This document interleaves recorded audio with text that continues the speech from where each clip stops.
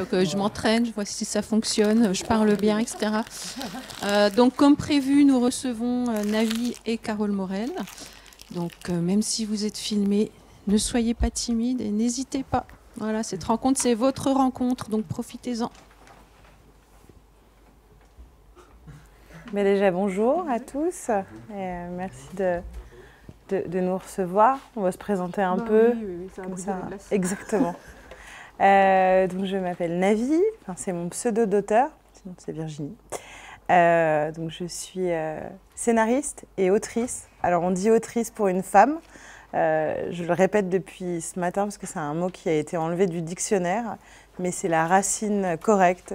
Quand vous parlez d'une femme, vous avez le droit de dire autrice.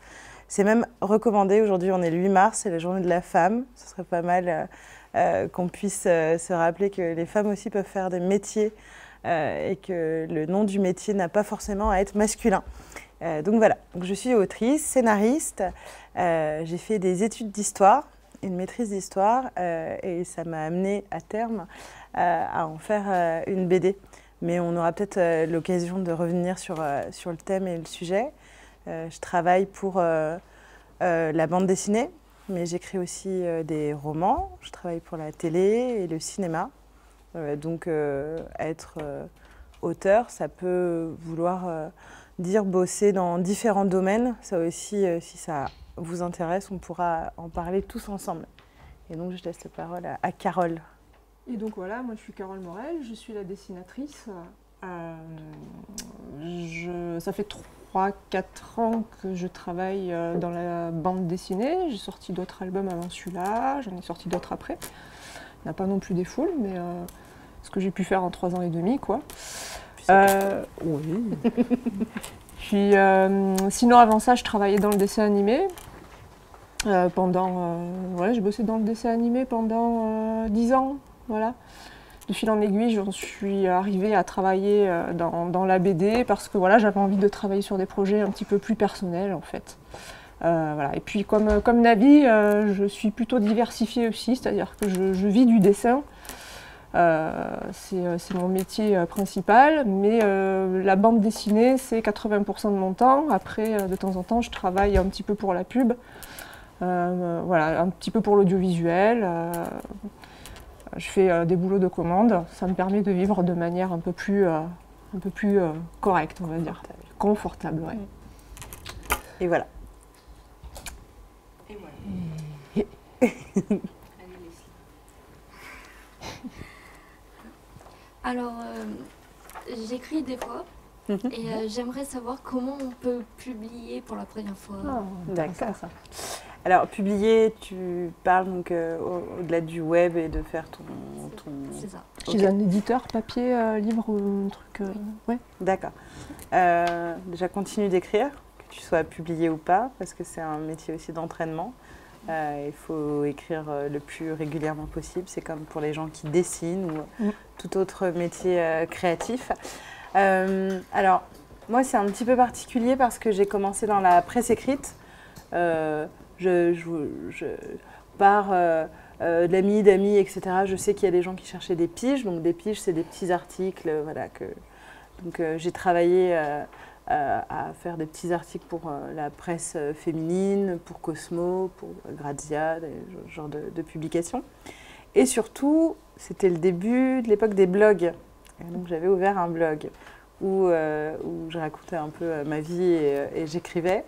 Et c'est ce blog qui m'a permis de voir mon travail un peu plus lu. Et des éditeurs sont venus me voir pour que j'écrive pour eux. Donc je ne leur ai pas présenté des choses, c'est eux qui sont venus me voir en me disant on a besoin par exemple, d'un livre sur la sexualité, est-ce que tu peux l'écrire, etc. Donc ça a d'abord été des travails de commande.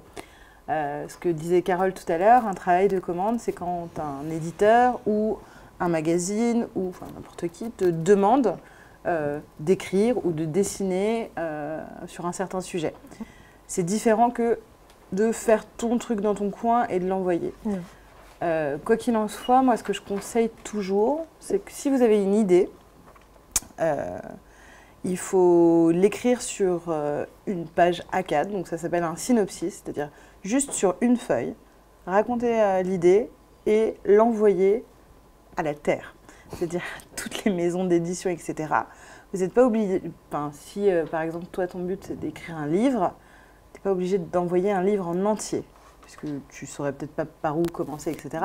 Mais si tu as une idée et que tu as l'idée du ton, etc., un synopsis, donc une page qui résume un petit peu ton idée, peut te permettre de contacter des éditeurs et d'en faire ton truc. Et après, tu as plein d'options, tu as l'auto-édition, c'est-à-dire écrire ton livre et le faire publier toi-même sans passer par des éditeurs. Et voilà, l'auto-édition, ça peut être des énormes succès. C'est le cas, alors, pas forcément le public de 50 Shades of Grey, mais je sais que vous connaissez. On va pas se mentir. C'est de l'auto-édition à la base. C'est quelqu'un qui écrivait sur un blog et qui a publié son premier livre comme ça et ça a cartonné. Après, une maison d'édition. Donc, c'est pas parce que c'est de l'auto-édition que ça ne fonctionnera pas. Mais quoi qu'il en soit, il faut faire les choses. Ça peut être une bonne vitrine, le web. Ouais. Alors, peut-être dans un premier temps, prendre un pseudo. Comme ce que j'ai fait exactement. Oui, voilà. Après, quitte à ce que voilà, tu assumes plus du tout plus tard ce que tu as fait avant, comme ça, ça te permet voilà, de changer d'identité. Moi, j'en ai plusieurs pseudos. Ça, je suis tranquille. Mais c'est vrai que c'est une bonne vitrine, le web. Même moi, pour le dessin, je m'en sers beaucoup, quoi. Les réseaux sociaux, c'est ma vitrine, en fait. Donc voilà. Si vous avez d'autres questions. Ok. Comme vous voulez, hein, parce que sinon, on a préparé pour vous raconter comment ça s'est passé. Donc, c'est comme vous préférez. Si vous voulez nous poser des questions avant ou après. On va faire simple. Quelle étude avez-vous faite? Quelle étude avez-vous faite?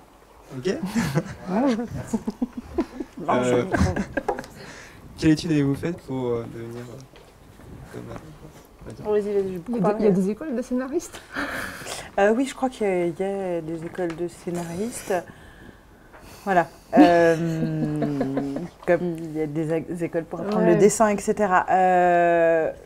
Moi, j'ai fait des études qui n'ont rien à voir avec ce que je fais aujourd'hui. Enfin, rien à voir. J'ai fait des études dites généralistes. Donc, j'ai fait une maîtrise d'histoire, ce qui correspond aujourd'hui à un master... je sais pas. Bref, maintenant... À mon époque, c'était DUG licence maîtrise, donc c'est Bac plus 4 d'histoire, où je me suis spécialisée en histoire des fascismes et où j'ai fait un mémoire sur la collaboration horizontale. Donc, le fait d'avoir des relations sexuelles avec quelqu'un de l'autre camp, qui est considéré comme une forme de collaboration avec l'ennemi, même si c'est une collaboration qui est faite de... relations sentimentales, tomber amoureux, etc., ou sexuelles, et où on n'est pas sur de l'échange d'informations, d'argent, etc. Donc ça, c'était ma spécialité. Et donc la Sorbonne, 4 ans, histoire. Tranquille, quoi. Tranquille. Vraiment pépère. Ouais, moi j'ai fait des études dans le domaine du dessin, mais dans un premier temps, il a fallu rassurer un peu mes parents parce qu'ils n'y connaissaient absolument rien dans les études artistiques et tout ça. Donc j'avais pas vraiment de gens qui faisaient ça dans ma famille, dont c'était le métier. Donc du coup, dans un premier temps, j'ai choisi la voie plutôt classique, un bac L, option art plastique. Après ça, je me suis orientée dans les arts appliqués. Les arts appliqués, je ne sais pas si vous voyez ce que c'est en gros voilà, les chaises sur lesquelles vous êtes assises, il y a quelqu'un qui les a dessinées. Donc ça vaut ce que ça vaut, mais n'empêche que le dessin, ça peut mener à pas mal de métiers, quoi. Donc les arts appliqués, voilà, c'est le stylisme, c'est le design, c'est la communication visuelle, ça englobe plein de métiers et il y a plein de débouchés. Donc c'est parfait, ça m'a rassuré moi, ça a rassuré mes parents, tout le monde était content. Mais moi j'étais un peu frustrée, j'avais envie d'apprendre vraiment le dessin, quoi, les bases techniques, de vraiment dessiner, parce que les arts appliqués c'était quand même très théorique comme enseignement. Donc du coup je me suis orientée vers le dessin animé. Et Foot de rue, ça veut dire quoi? Ah oui, j'ai travaillé sur Foot de rue. C'était un foot. Ils étaient fans la dernière fois. Et oui, donc du coup, j'ai fait les Gobelins. C'est un cursus en 3 ans qui vous permet de devenir voilà, technicien dans le dessin animé. Et puis l'animation, je trouvais ça chouette, ça payait bien, il faut être honnête, je gagnais bien ma vie. Mais ça reste une industrie, c'est-à-dire que vous travaillez sur des projets qui ne sont pas forcément les vôtres, avec voilà, des équipes de, ça peut varier, 50, une centaine de personnes. Donc voilà, ce n'est pas forcément les personnages que vous avez créés avec votre univers.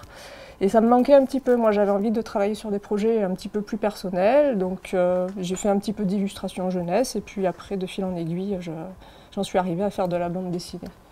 Voilà, j'ai réussi à raccrocher un peu les wagons, quoi. C'est un parcours fait de compromis, mais finalement... C'est ce qu'on se disait plus tôt avec Carole. On a beau avoir des métiers qui sont pas de notre passion.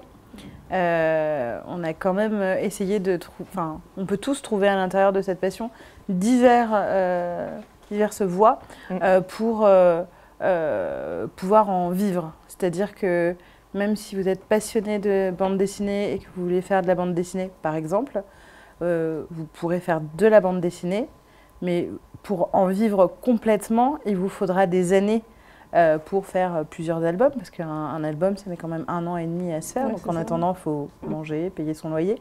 Donc il y a des alternatives, c'est-à-dire continuer, par exemple, dans le cas de Carole, à dessiner, mais dessiner pour d'autres supports, la publicité faisant partie de ceux qui permettent aux dessinateurs de vivre, ou moi ça a été ce qu'on appelle du travail alimentaire, c'est-à-dire où on travaille pour gagner des sous.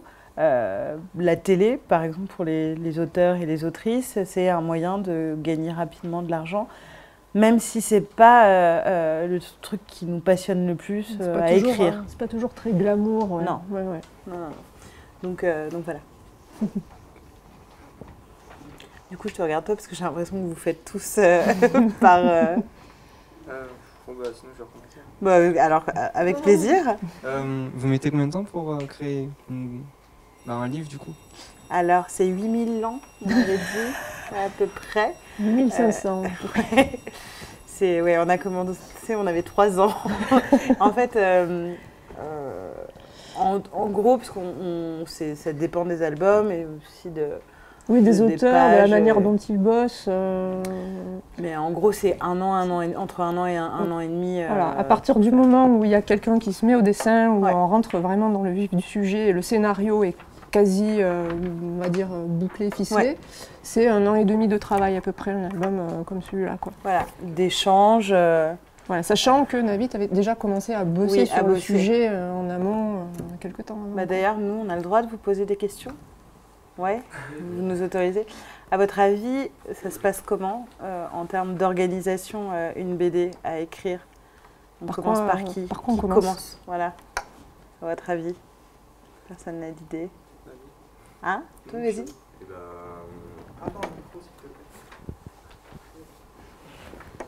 Je pense que ça commence par la création du scénario, ensuite un storyboard pour voir comment ça se fait, et ensuite la création des planches originelles, et ensuite la BD directement. C'est pas mal. Pas mal. C'est pas mal. D'ailleurs, on peut commencer à développer un peu. On va vous raconter comment ça s'est passé. Et à quelques détails près, tu as tout bon, en fait. On commence par... Alors, attends. Un truc, parce que c'est important. Ouais. En fait, quand toi, tu es sur le scénario, tu as une partie qui est bouclée, mais pas tout à fait, où je reçois le synopsis. Donc, le fameux synopsis dont je parlais tout à l'heure, c'est cette... en gros, toi, la première fois... je vais vous raconter rapidement comment ça s'est passé. Donc, je déjeune avec une éditrice, je lui parle du mémoire que j'ai fait à la fac, mais pas du tout dans le but de lui vendre quelque chose. Mais cette histoire l'a intéressée, elle m'a dit « Mais attends, mais il faut qu'on en fasse une BD ». À partir de là, j'ai dit « Ok, je vais écrire un synopsis », donc cette fameuse page où j'ai inventé cette histoire-là, mais résumée en une page. C'est la structure, en fait, c'est les fondations, le synopsis. Voilà, te dire, j'ai pensé à faire l'histoire dans un immeuble de plusieurs femmes, machin, etc. Après, on m'a proposé différents dessinateurs et dessinatrices. Moi, j'ai adoré ce qu'a fait Carole. J'ai vu son book, etc. Donc, j'ai dit que je voulais que ce soit elle. Et on lui a présenté le projet en lui montrant ce synopsis, en gros, et en lui parlant un petit peu, quand on s'est vu, de l'histoire. Ensuite, une fois que tout ça a été acté avec l'éditeur, Carole... je me suis dit, waouh, mais quelle histoire incroyable! Ouais. Après, absolument moult compliments en disant, mais quel génie! Je lui dis, arrête. On a fait un travail que je trouve vraiment cool à faire. Ouais, c'est assez passionnant. Ça, c'est cool. Ça peut paraître un peu... Non, ouais, mais au début, tu te diras, là, je vais m'engouffrer dans des heures et des heures de recherche. CDI. Et en fait, c'est passionnant, quoi. Plus on en fait, plus on a envie de chercher des trucs. Et donc ça, c'est ce qu'on pourrait appeler aussi un mood board, qui sont des images d'inspiration pour déjà comprendre s'imprégner de l'époque. Et puis c'est, pour le coup, là, c'est une BD historique, en fait, une BD dans l'histoire Seconde Guerre mondiale, donc on n'a pas trop le droit à l'erreur non plus de ce côté-là. Et il faut éviter de faire des petites boulettes, des anachronismes, des choses comme ça. Vous savez ce que c'est qu'un anachronisme? Non? Go. Vous avez en gros un élément qui a été intégré et qui n'appartient pas à l'époque, en fait. Par exemple, si on avait dessiné Rose avec un iPhone. Non, ça ne fonctionne pas. Puisque les iPhones, là, c'est vrai que c'est abusé, mais il y a des anachronismes, donc du coup, un peu plus effectivement parlant. On peut leur parler du cadre de l'affiche. Le cas de l'affiche, il y a un passage à un moment donné dans le livre, alors, je ne sais plus où c'est. On a le personnage de Rose qui se balade à vélo devant un cinéma. Et évidemment, au cinéma, qu'est-ce que vous avez sur la façade du cinéma? Des affiches de films. Voilà, c'est sur cette page-là. Moi, au début, qu'est-ce que j'ai fait? J'ai cherché sur Google, film, sortie, film, 1942, voilà. Je suis tombée sur Casablanca, je me suis dit, waouh, quelle affiche magnifique, je vais la mettre sur la façade. Et en fait, il se trouve que c'est un film qui n'était pas sorti à cette époque-là en France, parce qu'il avait été censuré par les nazis. Il était sorti aux États-Unis, mais pas en France. Donc ça aurait été une erreur un peu grave, et grave aussi parce que voilà, le film parle entre autres de nazis et tout ça, et pour le coup, il y aurait eu un problème de cohérence, quoi. Ça n'aurait pas été sérieux. Non, voilà. Donc c'est un travail préliminaire qui nous permet effectivement de ne pas faire d'erreur et dans le quotidien utiliser des objets qu'ils utilisaient vraiment. On parle aussi de mode, parce que c'est hyper important que les personnages portent des vêtements et des coiffures et un maquillage qui soit raccord avec l'époque. Parce qu'il faut que faut que ça soit crédible, cohérent, en fait. Voilà. Quoi. Donc du coup, ça c'est des parties cool. Ouais, ça c'est chouette. Faire des recherches sur le mobilier de l'époque, les vêtements, les chaussures, les objets de la vie courante. Du coup, ça nous permet d'avoir une grosse base de données, surtout que Carole, elle est complètement à fond là-dessus. Et ce qui nous permet d'avoir non seulement une base de données d'inspiration, mais aussi de rester dans un graphisme qui est proche de l'époque, notamment là avec ces affiches qui sont des affiches d'époque. Propagande. Sur des trucs très colorés, des dessins. Et nous, il fallait qu'on se rapproche de cette esthétique-là. Ouais. Donc, alors, ça c'est... Bonjour. Bonjour. Alors, ça c'est un autre moment qui est cool, qu'on va vivre aussi... moi, que j'ai pu vivre quand on travaille en ciné ou en télé, c'est le casting des personnages. On se fait notre petit casting à nous. Parce que quand vous inventez une histoire ou que vous créez des personnages, moi, dans ma tête, j'ai une idée claire de quoi ils vont ressembler. Mais Carole, non, parce qu'on n'est pas connecté par la même chose. Donc, je ne suis pas dans la tête de Navi. Voilà. Physiquement, c'est compliqué. Non, c'est très compliqué. Et tant mieux. Tu sais, je suis très heureuse de ne pas être dans ma tête parfois. Mais du coup, il fallait qu'on puisse se mettre d'accord sur des inspirations communes et pas juste qu'elle se mette à dessiner et que je dise oui, non, non, machin et qu'on tâtonne. Donc on a décidé de se faire notre casting de personnages et elle me présentait des photos de personnalités et moi je lui en envoyais d'autres. Et du coup, j'ai pas pris la pause. Attends, je fais un truc naturel. Donc du coup, pour certains personnages, c'était très clair pour moi. Par exemple, vous reconnaissez qui c'est? Ouais. Ah oui. Pourtant, c'était il y a très très longtemps. Et donc, Marilyn Monroe. Vous savez qui c'est? Ah, peut-être si. Non. En bas à droite. Oui, je l'ai entendu. Ouais, Oui, Pierre Niney, ouais. exactement. Du coup, pour Marilyn Monroe, par exemple, mon personnage de Joséphine, je l'avais déjà imaginé comme ça, parce que pour moi, Marilyn Monroe, elle avait quelque chose de fascinant. C'est que c'était une très très belle femme, et qu'elle soit en train de sourire ou de ne pas sourire, c'est quelqu'un, et vous y ferez attention la prochaine fois que vous verrez des photos d'elle, qui avait quelque chose de profondément triste dans les yeux. On peut avoir une photo de Marilyn Monroe avec un sourire éclatant. Elle a quelque chose dans le regard d'une extrême tristesse. Et ça a été une grosse source d'inspiration pour le personnage de Joséphine, que je voulais condamner dans un corps et un physique très beau. Par contre, je n'avais pas trop d'idées pour Rose. Et là, c'est là où Carole... Et Rose, oui, ouais. en faisant des petites recherches sur Internet, d'actrices brunes, voilà, avec une corpulence à peu près similaire à tout ça. De fil en aiguille, je suis tombée sur cette photo vous la reconnaissez peut-être pas, c'est Winona Ryder. Stranger Things, du coup pour vous voyez ce que c'est Stranger Things? Le rôle de la maman dans Stranger Things. Voilà. Bon, voilà, il y a quelques années de moins sur cette photo-là, Ouais. et je me suis dit, en tombant dessus, ah, c'est elle en fait, c'est Rose, c'est celle que je cherche, quoi. Exactement. Et voilà, et donc d'autres et puis d'autres personnages. personnages. Il y a eu plein de recherches. Hein. Je me suis arrêtée sur cela pour vous montrer, mais Pierre Niney, par exemple, le choix s'est tourné vers lui parce que souvent les Allemands, à cette époque, dans les œuvres de création, sont extrêmement caricaturés. Le nazi ou le SS est toujours dessiné ou représenté de façon très... il y a toujours une tête de méchant, il y a vraiment une tête qu'on va détester. C'est rare de voir un soldat de cette époque dans un film ou dans une bande dessinée qui a des traits doux, qui a l'air gentil, qui n'a pas l'air méchant. Et donc il nous fallait un jeune homme correspondant aux âges de Marc, qui Marc a 19 ans dans la BD. Donc Pierre Niney avait ça, ce côté doux. Et moi, j'aime bien cette étape-là quand on construit une BD parce que c'est ça, on a notre casting et les personnages, ils prennent vie.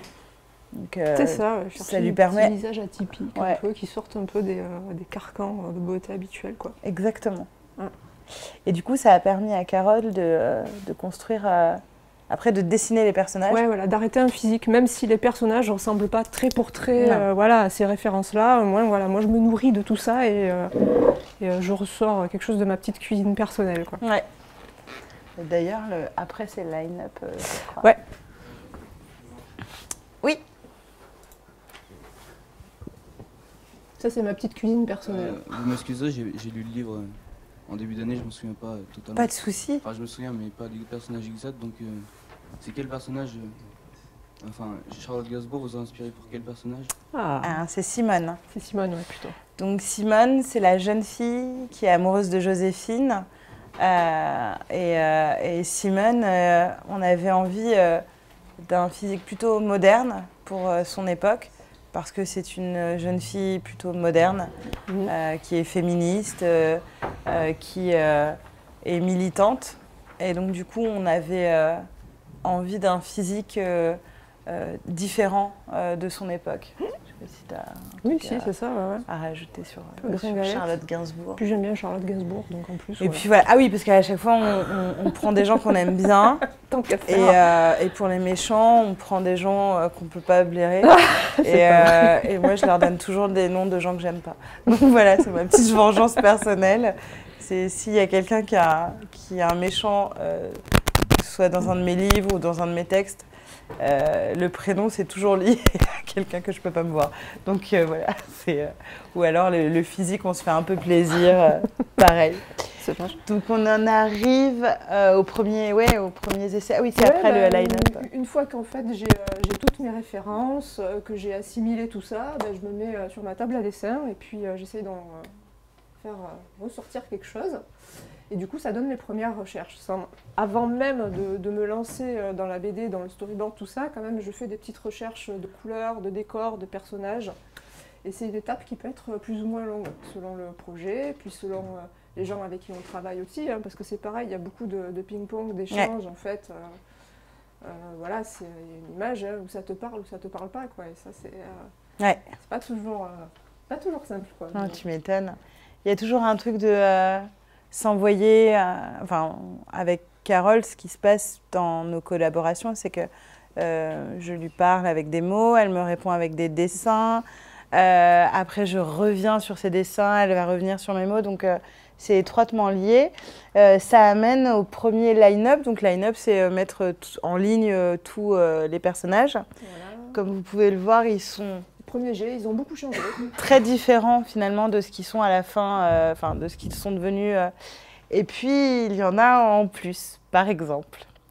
Donc Émile, vous ne pouvez pas vous en souvenir puisqu'il n'existe pas, puisque je l'ai tué très clairement avant que la BD naisse. Donc il faisait partie de mon premier synopsis.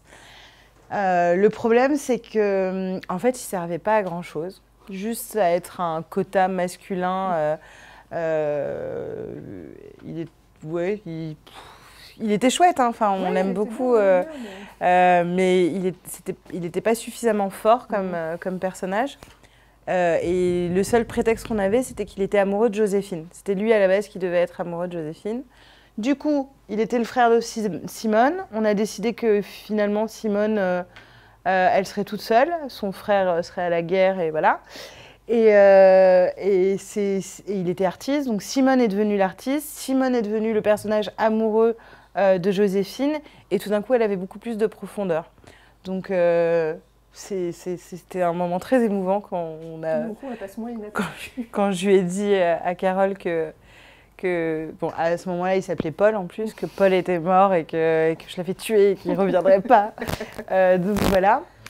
Sinon, voilà, elle m'a proposé ces personnages-là et à partir de là, on a commencé à remarquer des petites choses. Par exemple, que les femmes avaient toutes la même corpulence.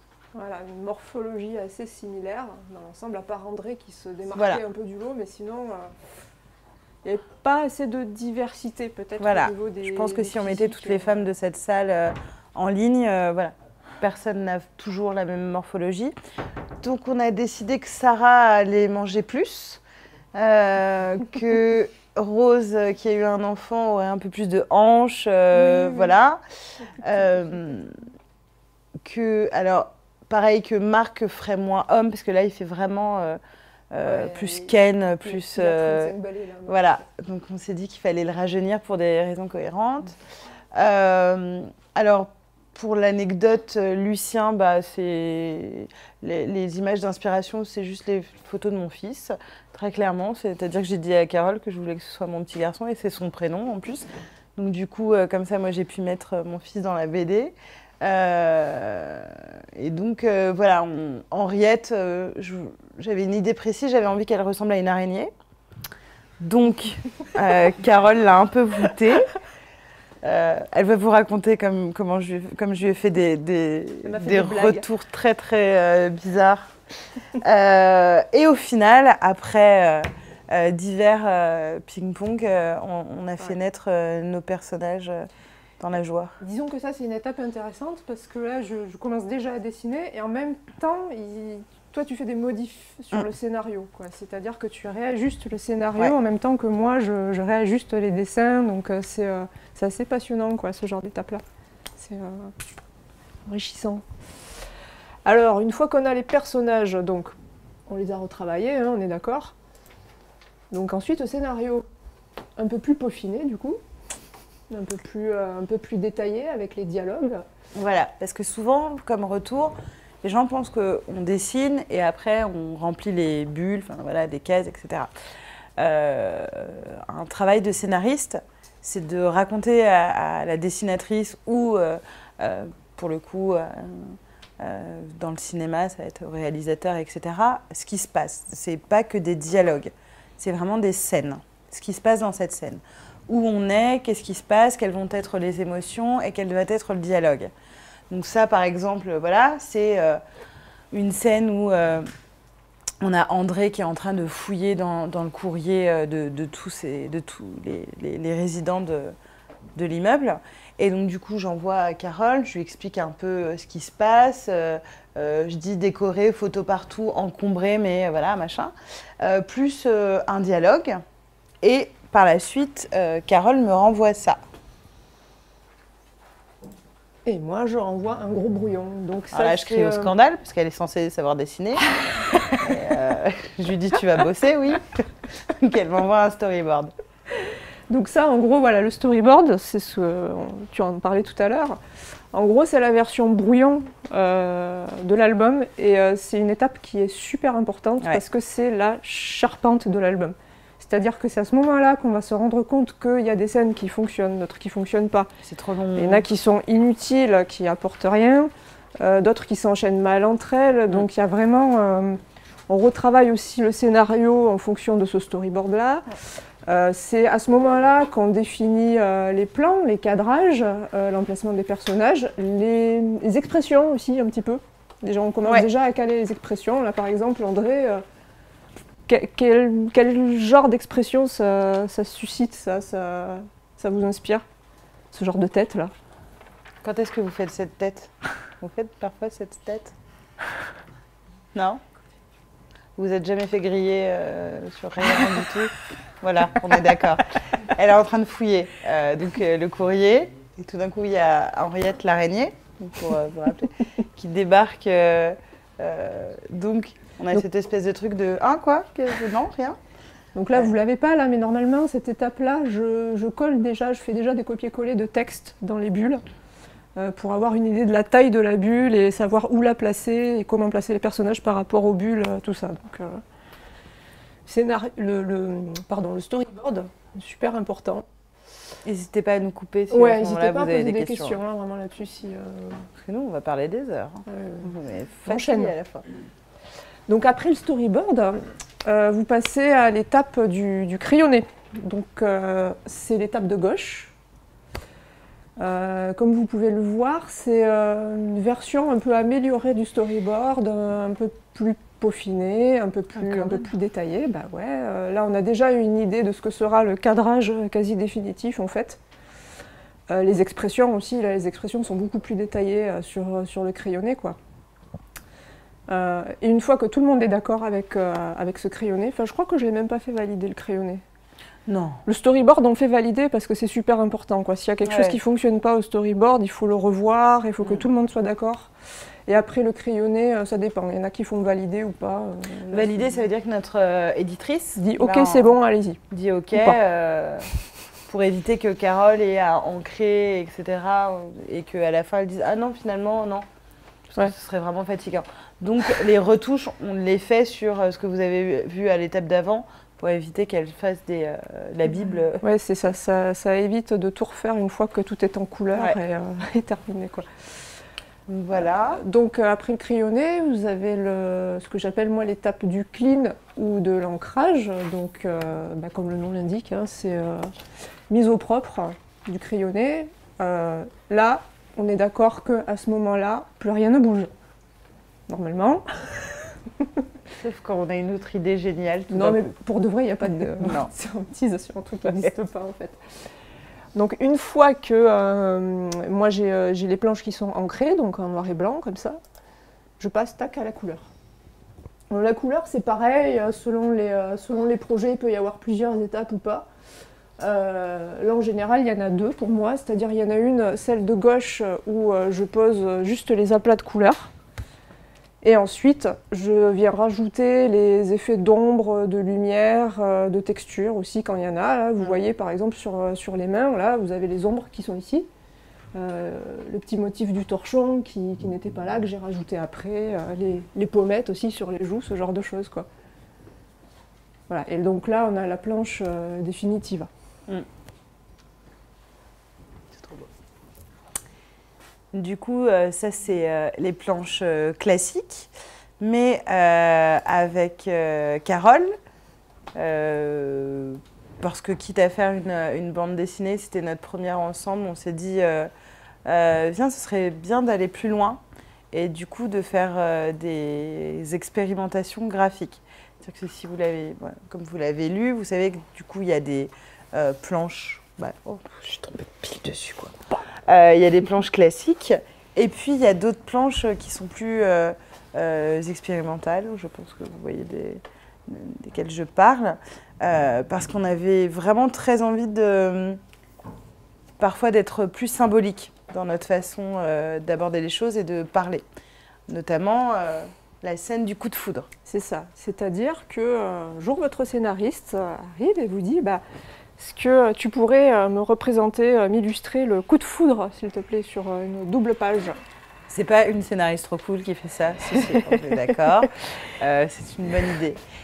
Non, mais effectivement, cette scène du coup de foudre, j'avais pas envie qu'on fasse quelque chose de classique, de bateau, de cliché, appelez ça comme vous voulez. Voilà, par exemple, j'aime pas les cœurs symboliques. Donc, on était parti sur un cœur anatomique, parce que c'est ça qu'on a dans la poitrine, hein, pas les petits machins. Et donc, c'est ça qui se serre et qui bat très fort quand on voit quelqu'un qui nous plaît. Et du coup, j'avais vraiment envie de le représenter à ce moment où on ressent quelque chose quand on regarde quelqu'un. Et du coup, j'ai été sympa, j'ai envoyé cette petite boulette à Carole en disant « Alors, c'est super, et puis je voudrais que tu me représentes sur une double page le coup de foudre, salut !» Donc, du coup, voilà. Et donc là, je me suis dit « Ok, alors moi, comment est-ce que je conçois le coup de foudre? Comment est-ce que je me le représente mentalement ?» Bon, j'avais une petite idée, une vague idée, mais le fait est que la représentation que moi je m'en fais, c'est pas forcément la représentation que Navi s'en fait ou que vous en faites en fait. C'est-à-dire que je suis pas dans la tête de tout le monde, encore une fois, pour savoir ce que les gens imaginent en tête. Donc dans ces cas-là, vous voyez de la foudre, vous voyez quoi si vous imaginez une scène de coup de foudre? Ouais, comment vous le représenteriez, vous? Allez, soyez pas timides. Ils sont timides. Vous imaginez quoi, de la foudre? Ouais. Une foudre qui tomberait sur quelqu'un ou entre deux personnes? La foudre entre les deux? Ouais, c'est ce qu'on souhaite, enfin ce qu'on souhaite généralement. D'accord, de la foudre. Il n'y a personne qui voit des gens tomber. Parce que moi, c'était mon idée du sol qui se dérobe sous nos pieds et on a l'impression que on est un peu perdu, qu'on perd l'orientation. Donc moi, c'était ma vision personnelle du coup de foudre où c'est ça, le sol se dérobe sous nos pieds. Donc, on a la foudre. Est-ce qu'on a d'autres idées de ce que c'est Moi, ma vision perso, c'était plutôt le décor qui n'existe plus. Il y a la personne qu'on a en face et puis tout le reste, ça n'existe plus, ça disparaît. Ça, c'est beau. Ouais. Et la bande son. Dommage qu'on puisse pas mettre mais de voilà, musique. en fait, oui, mais peut-être que tu vois, on est un peu imprégné aussi de clichés, hein, nous-mêmes, sans le vouloir. Voilà, on a intégré un peu tout ça et on le recrache sans même qu'on s'en rende compte. On va croire que c'est une idée super originale, alors qu'en fait, pas du tout, quoi. Tout le monde y a déjà pensé. Et, En tout cas, voilà, les gens qui se regardent dans les yeux, dans le lycée précédent, il y a un élève qui a intervenu en disant voilà, pour moi c'est deux personnes l'une en face de l'autre et plus rien n'existe. Donc finalement on se rapproche de ce qu'on a fait. Donc ça c'est pas la page de la Discord, mais c'est la page il y a eu pas mal de débats parce que c'est une double page. Ça a son importance dans une BD parce qu'il n'y a pas beaucoup de place. Donc quand on décide de prendre carrément 2 pages pour illustrer une seule chose, il faut que ce soit... Enfin, qu'on soit d'accord toutes les deux. Et comme on est tatillonnes toutes les deux, on a pas mal cherché. Donc, une fois qu'elle m'a proposé donc, ce qu'il y avait avant, je lui ai dit sentiment de vertige, comme s'il tombait peut-être fond noir. Non, mais je voulais pas les faire tomber du tout. Hein. Donc, mon histoire de viens, il tombe, elle n'avait rien à faire. Donc, ce qu'elle me propose après, eh ben, ça n'a rien à voir, il tombe pas du tout. On est sur un champ, etc. Mais j'aimais bien, en tout cas, il y a quelque chose qu'on a gardé, c'est cette idée de mouvement, comme s'ils étaient balayés par quelque chose, comme s'il se passait quelque chose de comme quand on tombe amoureux, quoi. Donc voilà. Ensuite, pour vous dire à quel point on vous montre les vrais documents,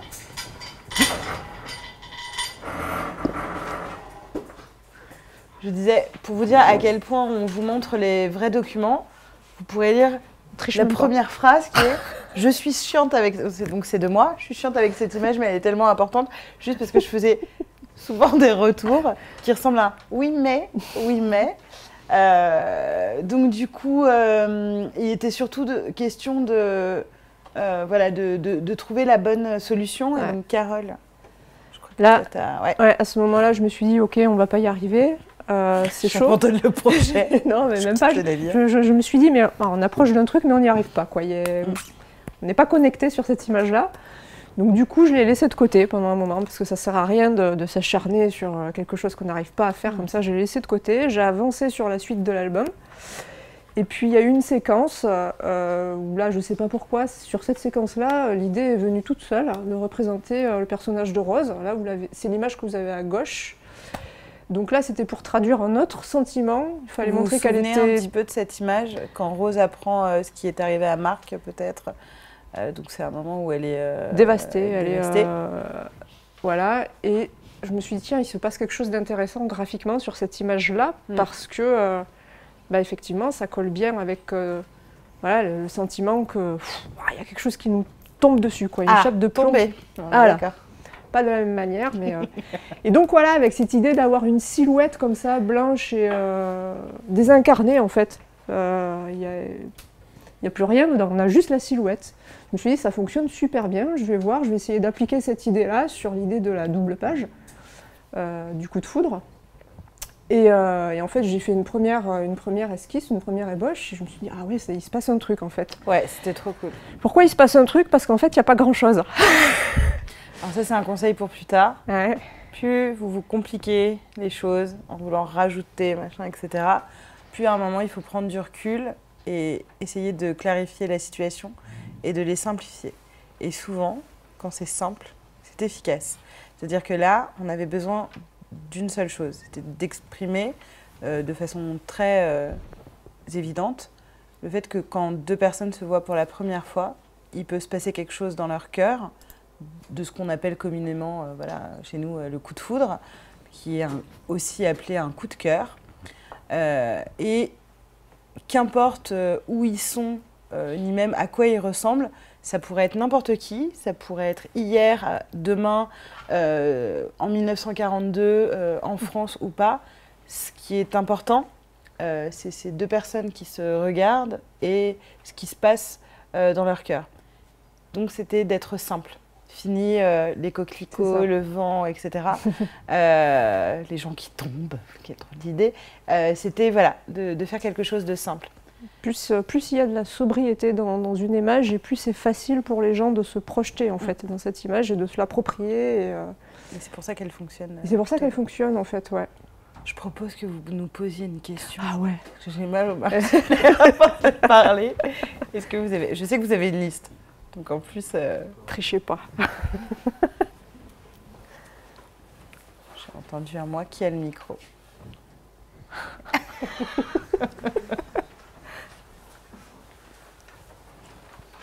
Alors moi je voulais savoir, est-ce que vous aimeriez retravailler ensemble plus tard pour une nouvelle BD ou quelque chose?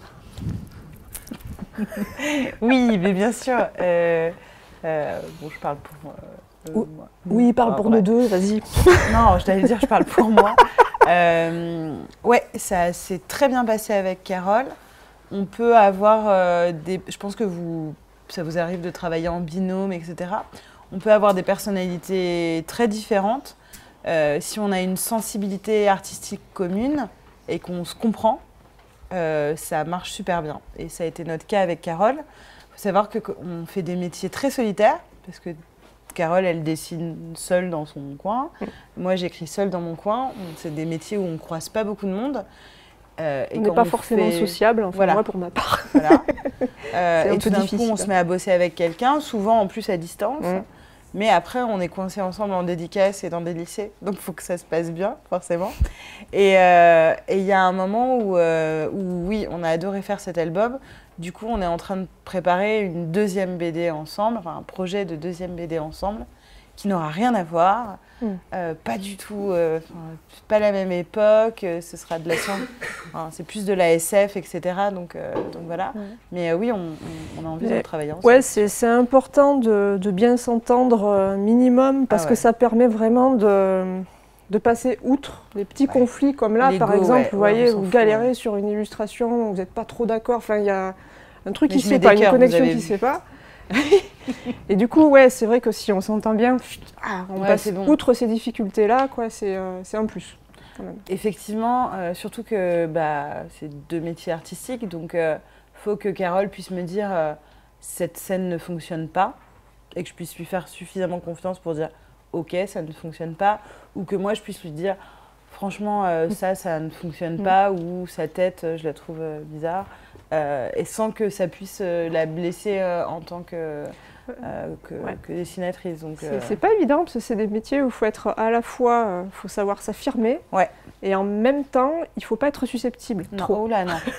Parce que des critiques, des retours, vous en avez mais tout le temps, quoi. Ouais. Sans arrêt. D'ailleurs, à chaque fois, les retours sur notre travail, c'est génial. Mais, et là, tu as une page comme ça, avec tout ce qu'il faut changer. Donc oui, c'est un métier c'est des métiers où il ne faut pas avoir énormément d'ego non plus, parce que tout le temps, on est remis en question sur le texte, le découpage, l'idée. Puis on se remet en question nous-mêmes aussi. On se remet en question, parce que comme souvent les artistes, c'est je suis nulle, je suis une imposteur, machin, etc. Donc effectivement, faut pouvoir s'entendre. Et oui, on va rebosser ensemble. Voilà. Une autre. Non, c'est moi qui choisis qui. J'ai toujours rêvé de faire ça. Ah, super. Pourquoi est-ce que vous êtes passionné de la Seconde Guerre mondiale et pourquoi avoir choisi ce thème? Je vais m'asseoir. Tu sais que je vais parler longtemps. Alors, je vais commencer par le thème. Moi, il y avait un tabou dans ma famille à propos de mon arrière-grand-mère qui aurait peut-être eu, j'aime bien, même si on en est quasiment sûr, qui serait peut-être tombée amoureuse, en tout cas, d'un soldat allemand pendant la Seconde Guerre mondiale. C'était donc considéré comme la honte de la famille, personne n'en parlait. Et moi, j'avais 15 ans, je crois. Et il y avait cette histoire de famille qui traînait et je trouvais ça passionnant qu'elle ait jamais pu en parler. Et du coup, comme j'avais déjà une imagination débordante, je m'étais dit que ce serait une super histoire à raconter que d'imaginer ce qu'aurait pu être cette histoire d'amour. Donc ça a été l'envie sur le thème. Après, pourquoi me spécialiser moi et faire des études sur la Seconde Guerre mondiale? J'ai toujours trouvé que étudier l'histoire, et je sais que parfois ça peut être rébarbatif et qu'on se dit j'ai cours d'histoire, génial, super. L'histoire, ça nous apprend l'être humain et comment il se comporte avec ses pairs, avec les pairs qui sont différents. Je vais parler de religion, de culture. Et ce qui est terrible, c'est que on a l'impression d'étudier de l'histoire ancienne, et pourtant elle est toujours contemporaine, parce qu'on retrouve les mêmes problématiques aujourd'hui. Je pense que vous le savez tous, que la Seconde Guerre mondiale, donc on va parler de rejet, de différences liées à la culture. Il y a plein d'autres choses, hein, parce qu'il n'y a pas que la culture, les homosexuels, voilà, la religion. Et ben, c'est des choses qui vous sont encore familiers aujourd'hui. Et je me suis toujours dit que si on s'intéressait à l'histoire, ça nous permettrait de comprendre et d'essayer de ne pas faire les mêmes erreurs. Donc ça, c'est mon côté utopiste. Et je crois qu'il n'y a pas d'autres matières qui nous expliquent mieux comment on se comporte en tant qu'être humain qu'en étudiant l'histoire et en essayant de comprendre qu'est-ce qui amène des gens à en tuer d'autres, pourquoi, comment on peut éviter ça. Et si on étudie vraiment bien l'histoire, on peut essayer plus tard de véhiculer de la tolérance. Ça, c'est si on étudie bien l'histoire. Il y a des gens qui étudient l'histoire pour s'en servir justement, pour attaquer encore plus des peuples, des religions, etc. Donc c'est une mauvaise façon, à mon avis, de voir l'histoire. Mais ça peut être passionnant si on s'y intéresse bien. Et si on a des profs qui nous donnent envie. Moi, j'ai eu des professeurs qui m'ont donné envie de comprendre l'histoire. Donc voilà. Non, pas moi.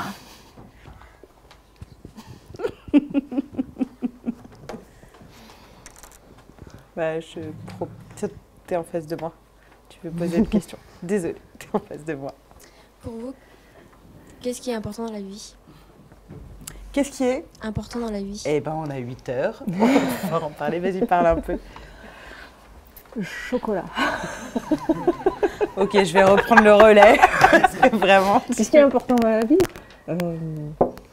Alors, j'ai en face de moi des jeunes gens qui ont 15-16 ans, un peu plus. Non, 16 ans, Moi 15. Faire un métier qui vous passionne, que vous aimez. Ouais. Mère morale qui parle, mais non, c'est super important, quoi. Pour le coup, avant toute chose. Et après, voilà, essayer de se respecter soi, se respecter soi-même. C'est un bon moyen à respecter les autres. Trouvez-vous une passion, quoi. Un petit truc qui...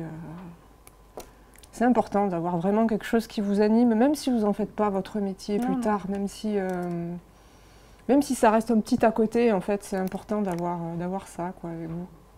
Ça peut être le fromage, la zumba. Le chocolat. Le chocolat. Ce qui est important dans la vie, c'est d'être honnête. Alors ça peut paraître très bateau dit comme ça, mais malheureusement on l'apprend un peu trop tard que l'honnêteté paie toujours et qu'il faut être déjà honnête avec soi. Pas se mentir, pas essayer d'être quelqu'un d'autre pour faire plaisir aux autres ou à quelqu'un d'autre et s'aimer tel que l'on est. Je pense que la BD parle aussi de ça, de choisir d'aimer quelqu'un alors que tout devrait nous dire que non. Comme Simone qui choisit de déclarer sa flamme à Joséphine parce qu'elle est amoureuse d'elle alors que c'est une femme et que on n'aime pas les femmes, enfin on n'est pas une femme qui aime les femmes en 1942. Déjà que c'est encore compliqué aujourd'hui, alors vous imaginez à l'époque où elles n'avaient même pas le droit de vote. On choisit d'être honnête, quitte à se prendre un râteau monumental. Oui, être honnête et donc être honnête avec soi-même et être honnête avec les autres. Et la deuxième chose qui est pour moi équivalente, c'est d'être bienveillant. Vous allez croiser tout au long de votre vie des gens qui seront très différents. Qui vont vous agacer, qui vont vous faire rire, qui vont vous rendre indifférent parce que je pense déjà qu'au sein d'un lycée vous êtes capable de voir qu'il y a des gens très différents de vous qui n'agissent pas de la même façon. Le propre de la bienveillance étant de les laisser évoluer dans leur univers et être avec qui ils ont envie d'être et comme ils sont, comme on vous laisse être comme vous êtes. C'est très important de coexister. C'est vraiment hyper important. Et je pense que si on est très nombreux à répandre cette bienveillance en disant voilà, cette personne est différente de moi, mais je ne la juge pas et on ne vous dit pas d'adhérer à ce qu'elle dit ou à ce qu'elle fait ou à qui elle est, mais juste de coexister de façon pacifique avec elle. Ça peut à tous nous rendre un grand service. Donc voilà. Et j'aime bien le chocolat aussi. Mais je suis plus fromage fondu. Mais bon. Voilà. Avez-vous voulu faire passer un message dans votre BD? Oh bah oui, Tant de messages. discrètement. Discrètement, 2 ou 3 messages passés dans cette BD, effectivement. Peut-être que vous en avez eu quelques-uns de ces Ouais. messages. Est-ce qu'on a réussi à vous faire passer un message, à votre avis? À votre avis, qu'est-ce qu'on a voulu faire passer comme message? Si vous deviez résumer cette bande dessinée en un seul mot, c'est très dur comme exercice, mais moi je le sais. Est-ce que vous trouveriez un mot qui correspondrait à l'histoire? Ou une phrase, elle était dure. Allez, une phrase. J'ai mis des jours à trouver ce mot. Ouais, quelqu'un? Toi? Peut-être? Pour toi, ça parlait de quoi? De quoi? Collaboration. De collaboration avec qui? Entre les deux camps. Ouais. Dans les deux camps. Dans les deux camps, d'accord. Est-ce que pour vous, c'est une histoire d'amour? Ouais. Et moi, il y avait cette histoire d'amour qui était, centrale, mais pour moi, c'est aussi une histoire de femme, d'entraide, de délation aussi. Donc le mot dont parlait Carole, quand on écrit un ouvrage comme ça, on essaie de le résumer en un mot. Et tant qu'on n'a pas trouvé ce mot, c'est très difficile de construire toute l'histoire autour. Du coup, je me suis vraiment pris la tête pour savoir de quoi je voulais parler. Moi, je voulais parler des apparences. Quand on est entré dans cette pièce avec Carole, vous nous avez vus et vous êtes dit, tiens. Vous vous êtes dit quelque chose sur nous. Vous êtes fait une idée. Inconsciemment ou pas, on se fait tous une idée de qui sont les gens à partir du peu d'éléments que vous avez. Du paraître, quoi. Voilà. La façon dont on se tient, comment on est coiffé, si on est tatoué ou pas. Enfin voilà, c'est des trucs de base. Après, on parle avec vous et peut-être qu'on voit que la première idée que vous vous êtes faite n'est pas forcément la bonne. C'est pareil pour collaboration horizontale. Au tout début, j'avais fait un tableau de personnages pour parler de leur évolution et de se dire, moi, je veux que Joséphine, donc celle qui ressemble à Marilyn Monroe au début, on se dise, ok, c'est une bimbo, voilà. Que André, donc la gardienne de l'immeuble, on se dise, ok, elle a une tête de collabo, elle fouille dans les lettres, etc. Voilà. Alors qu'elle est complètement différente à la fin, pareil pour Henriette, etc. Donc c'est une BD qui certes parle d'une histoire d'amour impossible, qui certes parle des femmes et de combats féministes, mais surtout ça parle des apparences. De juger les gens un peu trop rapidement pour ce qu'ils ont l'air d'être, plutôt que ce qu'ils sont. Donc voilà. C'est intéressant parce qu'en fait, c'est comme ça que fonctionne la vie, quoi. C'est comme ça qu'on est nous. On est aussi des êtres super complexes, en fait. Bien sûr. Voilà. On se fait une idée, nous aussi, hein, en vous regardant, on s'est fait une idée de qui vous étiez dans votre classe. Et, la personne que vous êtes voilà.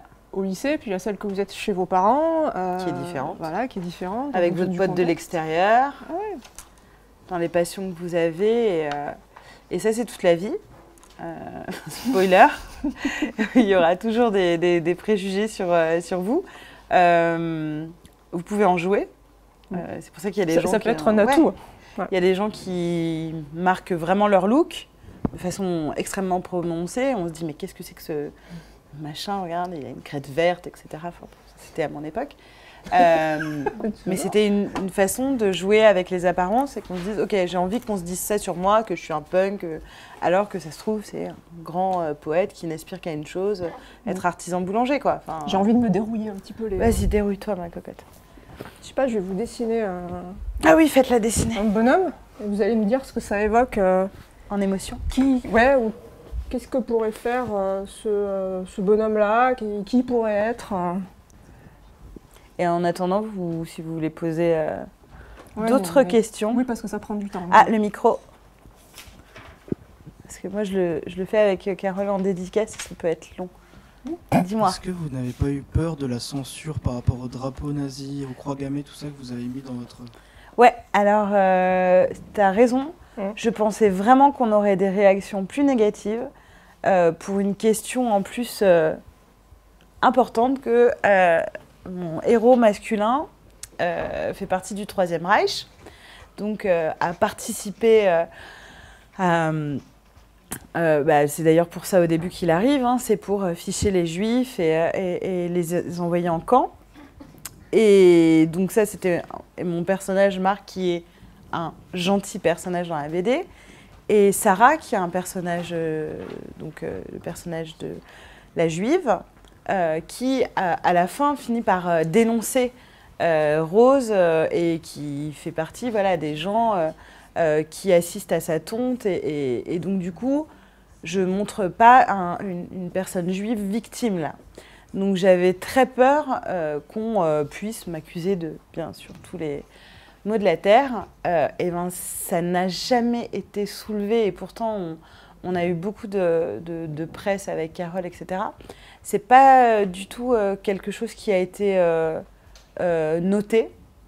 Et je pense que c'est parce que ça change en fait de casser les codes et de présenter des choses de façon humaine. En plus, alors là, tu vois, tu me parlais de drapeau nazi, etc. C'est une œuvre de fiction, mais sur quelque chose qui a existé. Donc, on s'est servi de ce qui a existé. Effectivement, Paris, à l'époque, il y avait des croix gammées partout et la signalisation était en allemand. Donc, je savais que ce ne serait pas du tout censuré. Et nos propos... En fait, la censure agit quand les propos sont révisionnistes, quand on essaye de retravailler l'histoire, etc. Mais tout ça, ça vient de documents d'archives et tout ça a existé. Donc ouais. Mais oui, tu as raison, à un moment, je me suis demandé si de faire un Allemand gentil, avec des traits doux, ça allait pas me tomber sur le coin du nez. Et non, en fait, ça a été. Donc, voilà. Alors, c'est basique, hein. Plutôt basique, lui. Ouais, mais... Bon, c'est fait. Il a l'air quoi? Est-ce que le prénom des personnages a un rapport avec l'histoire que vous a racontée votre grand-mère? Alors non, pas du tout, parce que justement, comme nous, c'était un tabou familial, non. Par contre... Rose a le prénom de ma maman, donc Lucien a le prénom de mon fils. Il y a eu des choses qui étaient... Simone a un prénom symbolique, par rapport à Simone Veil par exemple. Il nous fallait un prénom qui évoquait des femmes qui se battaient pour les droits des femmes. Simone de Beauvoir. Simone de Beauvoir aussi. Simone, c'est un bon nom de nana qui en a. Donc voilà. Marc, je ne l'ai pas du tout. Enfin, je sais que j'ai cherché, j'avais pas envie d'un Gunther. Ulrich. Ulrich. Voilà. Donc, ouais, trop déjà vu, quoi. Et oui, en fait, c'est hyper cool de chercher des prénoms. Et moi, généralement, je vais dans le registre d'années de naissance et je regarde quels ont été les prénoms les plus donnés en France pour justement parler d'anachronisme tout à l'heure. Pas que j'appelle Kimberley, une nana née en 1940, ça ne fonctionnerait pas. Il faut être pointilleux, donner des noms de famille.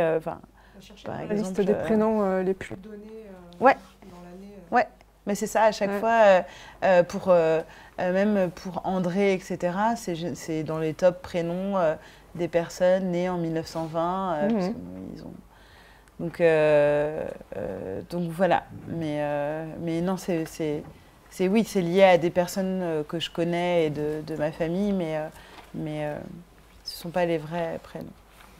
Il y a les noms de famille modifiés aussi. Je l'ai fait. Voilà.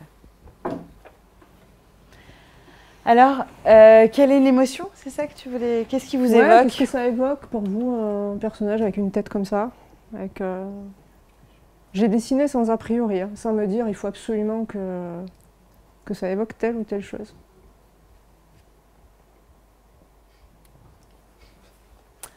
Moi, on dirait qu'il dit quand même... Putain, je vais encore me faire engueuler. Il te fait de la peine? Non, je pense qu'il est en retard et qu'il va se faire engueuler et qu'il le sait. Par sa femme. Ouais, moi, il a l'air super inquiet. Ou des résultats d'examen de santé. Ah. Et vous? Qu'est-ce qui fait, à votre avis, qu'on a l'air plus inquiet ou pas? Qu'est-ce qui change dans ce dessin? C'est pas une question piège. Hein. Pour moi, il voit son tour arriver pour un entretien d'embauche. Ouais. Ouais.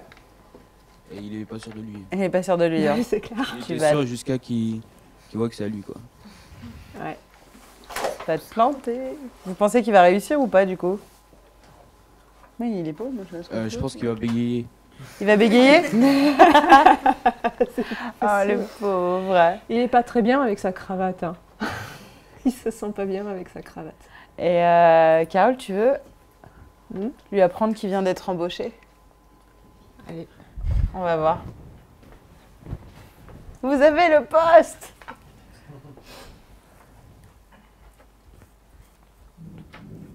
Donc elle lui fait une petite épilation. Mais comme quoi, l'importance de comment vous faites vos sourcils. Pas besoin de tout refaire. Hein. Je vais faire un regard un peu plus... Ouais, c'est difficile. J'ai pas l'habitude de dessiner en grand comme ça.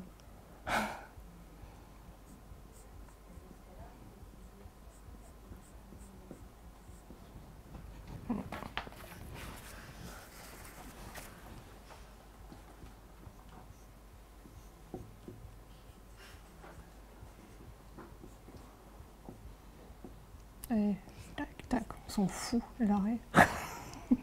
Ah, dis donc, ça doit être un bon job, hein. Ah, je pourrais même aller, tiens, je vais faire un petit...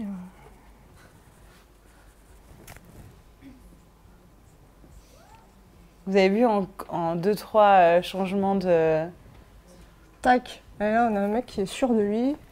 Et là, la win. Tu vois qu'il l'a eu. Il a bégayé, certes. Vache, ok, il a bégayé. Mais en fait, il a plutôt assuré. Ça me parce que c'était le super... À votre avis, il s'appelle comment? Alors, c'est hyper drôle. À donner un prénom en fonction du physique, ah oui, c'est... Vas-y, un prénom. Bah oui, toi. Je sais pas, j'avais dit... pardon. Non, je sais pas, j'avais dit comme ça, mais... Mais il suffit juste de le regarder. Alors moi, c'est ce que je me fais. Je le regarde et tu te dis, franchement, t'as une tête de... Enfin, pas de con. Mais... De quoi? Dragueur, je sais pas. Une tête de dragueur? Oui, mais en prénom, du coup. Bah, je sais pas, peut-être... Bon, on va faire le classique, Ken, tu vois. Ken? Ou Karl, je sais pas. Mais il est pas américain, Ken. Bah, je sais pas. Bon, alors, attends, on a une autre idée, là. Emmanuel. Paul? Pas mal. C'est vrai qu'il a une bonne tête de Paul. Une bonne tête de Paul, ouais. Bon, bah, on est ravis pour Paul et son entretien d'embauche. Hein. On va le laisser 5 minutes et regarder un petit peu la suite, sauf si vous avez d'autres questions sur Paul.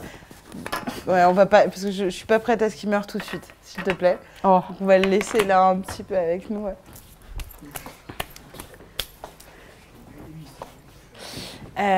Après, ça a été... Ah, ça, on l'avait dit. Alors, vite fait sur le chemin de fer, drôle de nom, mais c'est comme ça que ça s'appelle. Elle me demandait pas pourquoi, je n'en sais rien. Le mystère de Moi, j'y vois une certaine logique quand même en termes de chemin de fer. Ouais. Ouais. Je suis pas sûre qu'il soit allé chercher bien loin. Un chemin, oui, mais de fer pour... Enfin, bon, bref. Donc, en gros, le chemin de fer, c'est un outil qu'aiment bien les éditeurs parce que ça permet de voir l'état d'avancement de l'album. Donc, voilà, en un coup d'œil, on peut voir où en est le travail. Donc là, c'était sur un autre album, pour le coup. Et à ce moment-là, j'étais un peu déprimée, je pense, parce que j'avais 3 pages qui étaient en couleur. Et il me restait 130 pages à terminer, quoi. Voilà. Ouais, ça permet de voir donc quand on dessine ou qu'on écrit, de se dire ok, donc il me reste 3 scènes majeures à dessiner, mais il me reste 4 pages. Et là, c'est la panique.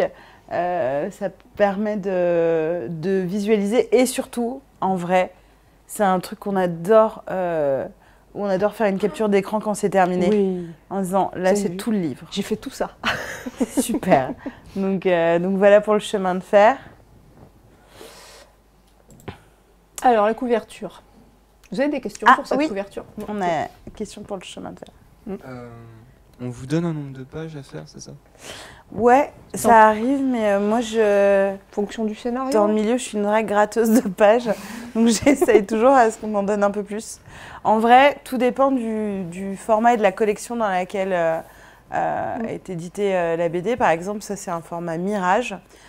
Du coup, dedans, on peut avoir entre 140... Ah non, on a 140 sur ce livre. En fait, c'est un format roman graphique. Ce qu'on appelle un roman graphique, c'est un album qui fait plus de 45 pages. Enfin, voilà, le format, vous savez, des BD classiques franco-belges qui sont pas très épaisses. Un Astérix, voilà, exactement. Donc là, c'est un format un peu plus épais, quoi. Il y a un peu plus de pages et c'est c'est une centaine de pages minimum. On peut en rajouter. Plein. Mais à partir d'un certain nombre, soit ça change le format, soit voilà, il y a un côté, l'éditeur va nous dire ok, mais vous ne serez pas payé plus. Oui, voilà, il y a ça. Ça demande beaucoup plus de travail, mais si on a envie de faire plus, oui, on peut. On peut techniquement faire plus. Par contre, par exemple, quand j'ai écrit le synopsis, j'avais jamais écrit de BD de ma vie, et je me disais, ça se trouve. Je vais écrire un truc et il y aura 20 pages. Je ne savais pas du tout si on tiendrait.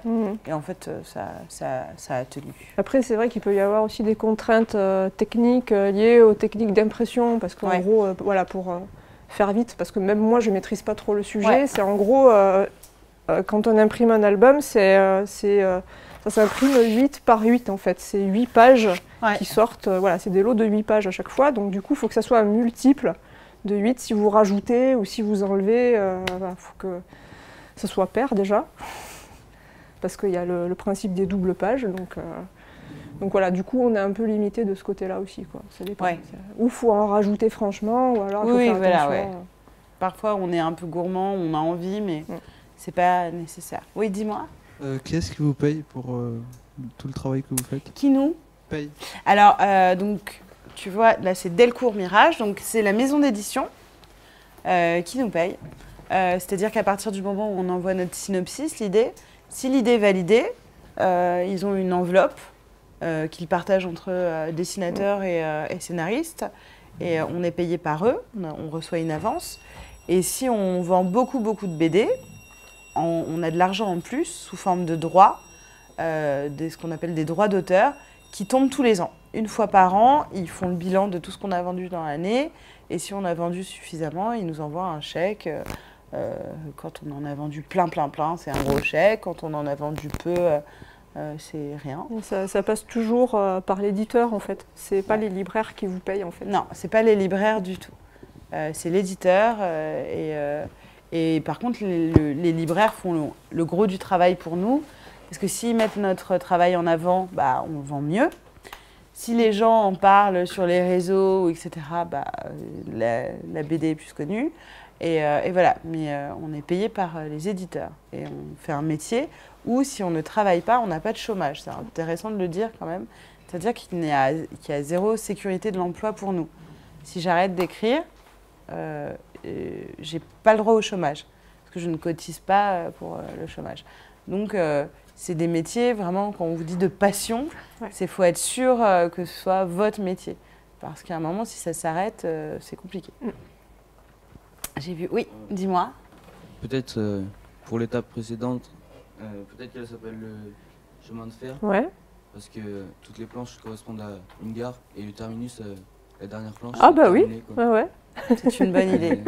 Je n'ai pas trouvé le prénom de Paul, mais tu as trouvé une très bonne explication. Ceci dit, il avait trouvé le bégaiement. Donc je pense qu'on a un auteur parmi nous. C'est ça. Je dis ça. D'autres questions? Ah oui, on va passer à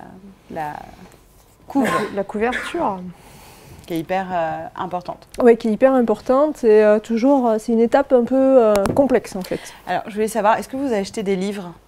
Est-ce que vous êtes des lecteurs? Ouais. Ouais, quelques-uns. Vous achetez encore des... putain, j'allais dire des CD. Parce que je n'ai pas de CD. Est-ce que vous sentez que pour vous, une couverture, ça a de l'importance? On est d'accord que pour un livre, ouais, majoritairement. Donc, quand c'est votre livre et qu'il faut choisir la couverture, autant vous dire que la pression est forte parce qu'on sait que c'est ce qui va provoquer ou pas un coup de cœur chez le lecteur et qui peut ne pas lire l'histoire. Parce que la première chose qu'on fait, c'est qu'on regarde, on retourne pour lire le résumé et de quoi ça parle. Donc, ces choses-là sont très importantes. Voilà. Et le problème, c'est que nous, on n'a pas forcément le recul nécessaire en tant qu'autrice pour savoir voilà, si ce qu'on a fait est bien ou pas. Enfin, on n'est pas forcément les mieux placés, paradoxalement. Donc, il y a des gens qui vont venir donner leur avis, alors que jusque-là, bon, on ne les entendait pas trop. Ça peut être les gens, les commerciaux, qui travaillent pour Delcourt, en l'occurrence, les gens qui sont au marketing. Donc, il y a des gens qui sont voilà, en contact avec les libraires, en contact avec les attachés presse, tout ça.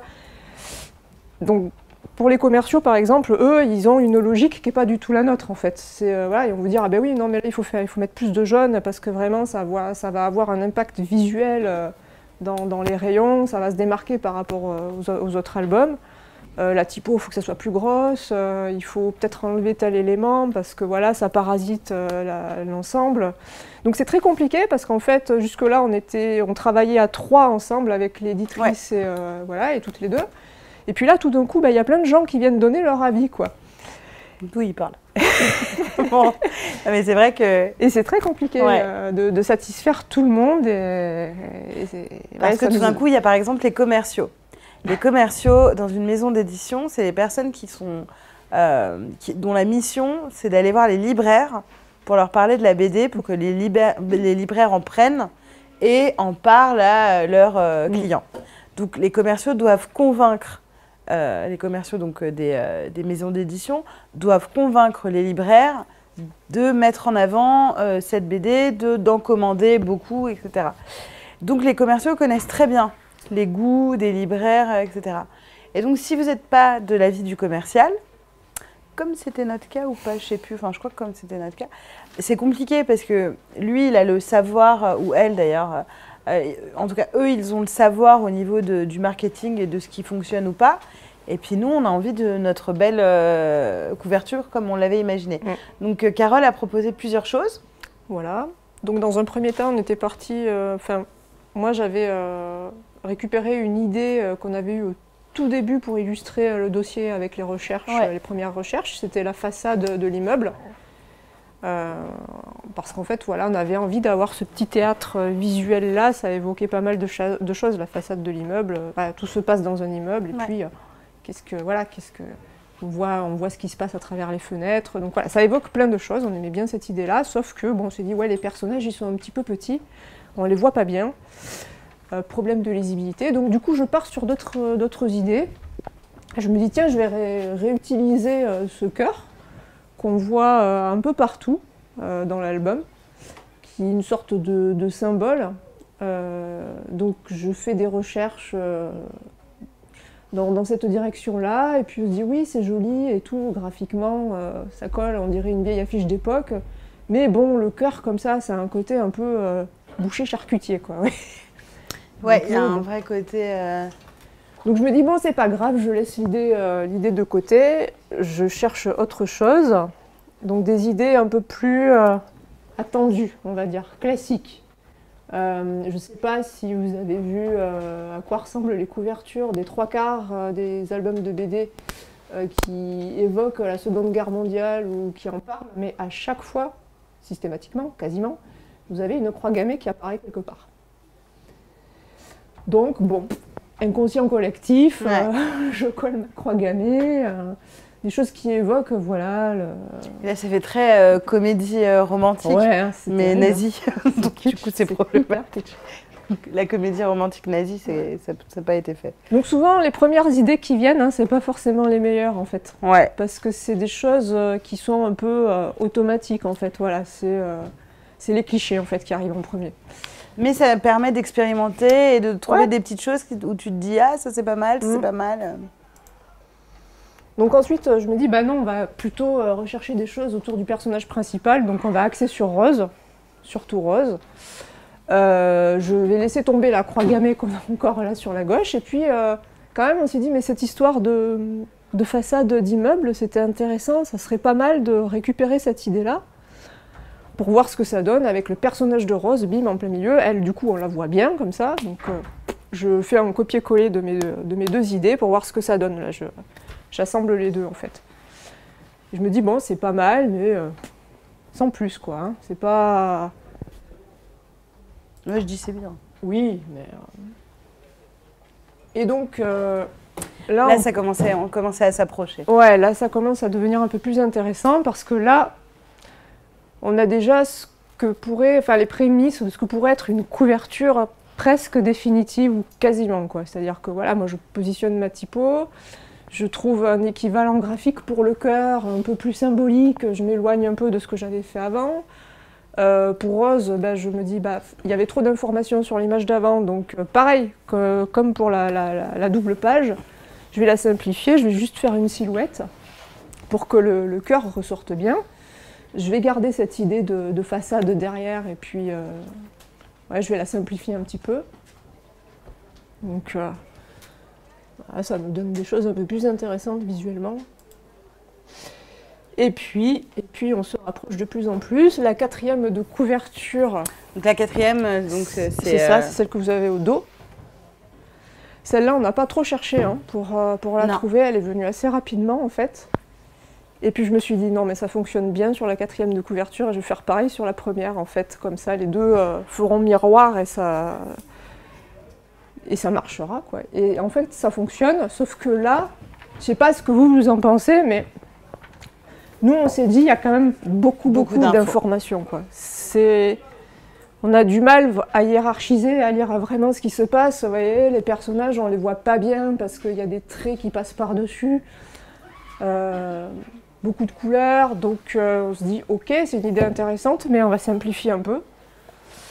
Donc on a allégé effectivement voilà, vous voyez, le cœur. Le cœur, il y a moins de ramifications qui viennent parasiter sur les côtés. Les fenêtres, je les ai un petit peu grossies, je les ai disposées autrement. Et avec la typo en plus, qui est rajoutée souvent par les graphistes, les éditeurs. Et ce qui est important dans une couverture, c'est de pouvoir raconter l'histoire sans spoiler, pouvoir donner envie d'ouvrir le livre et de se dire ok, de quoi ça parle. Et là il y avait toutes les infos, moi je voulais faire passer pour le coup le message, à savoir les apparences, ce petit immeuble où des secrets se trament, le coup de cœur de quelqu'un et un coup de cœur qui est planté par une croix et qui symbolise cette collaboration horizontale. Et en fait, quand on regarde bien, on se rend compte que tous les éléments qui apparaissent dans cette couverture en fait, étaient présents dans les recherches d'avant, sauf qu'ils n'étaient pas gérés de la même manière et ça ne fonctionnait pas, quoi, du coup. C'est comme quand vous avez plein de fringues que vous n'avez jamais mis ensemble et tout d'un coup, bam, vous les mettez, vous faites, mais voilà, c'était fait pour se rencontrer. Et ben voilà, c'était cette coupe, ça a fait ça. Voilà.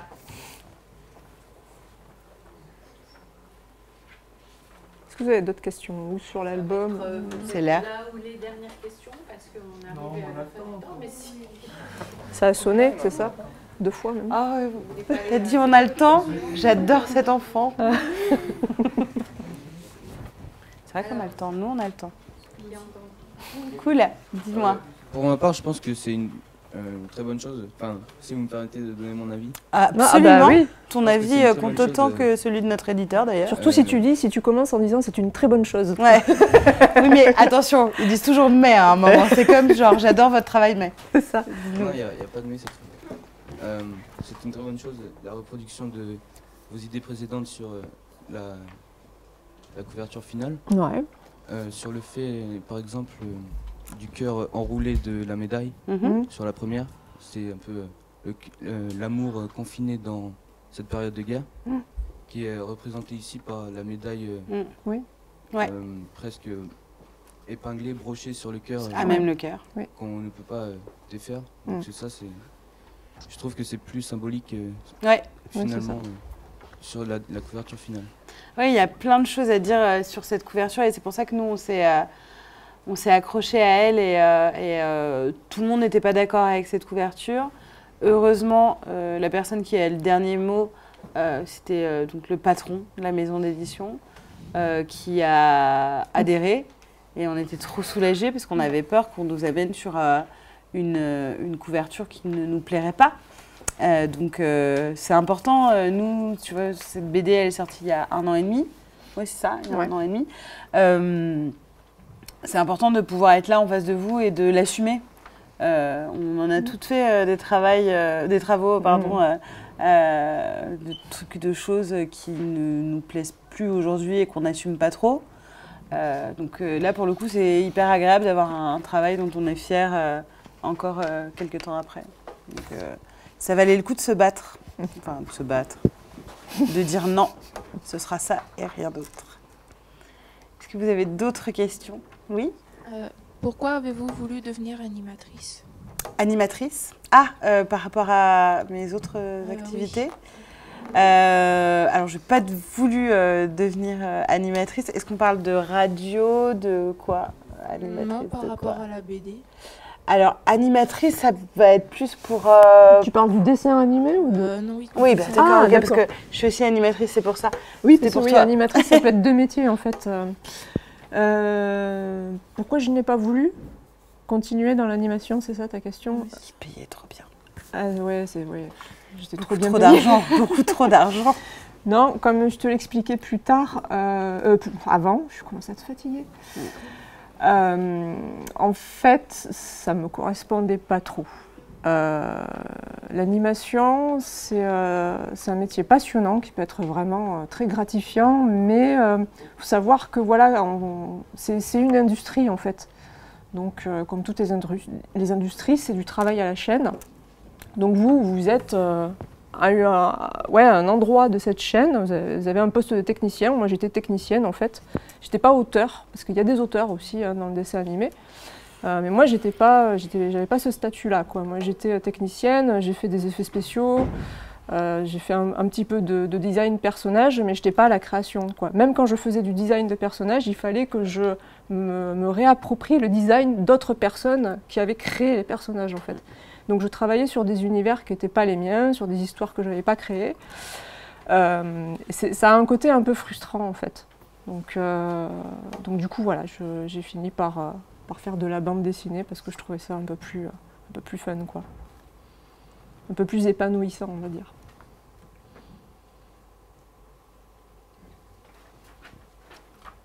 La dernière question.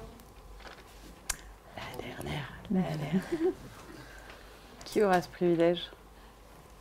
Après, ils veulent pas nous quitter.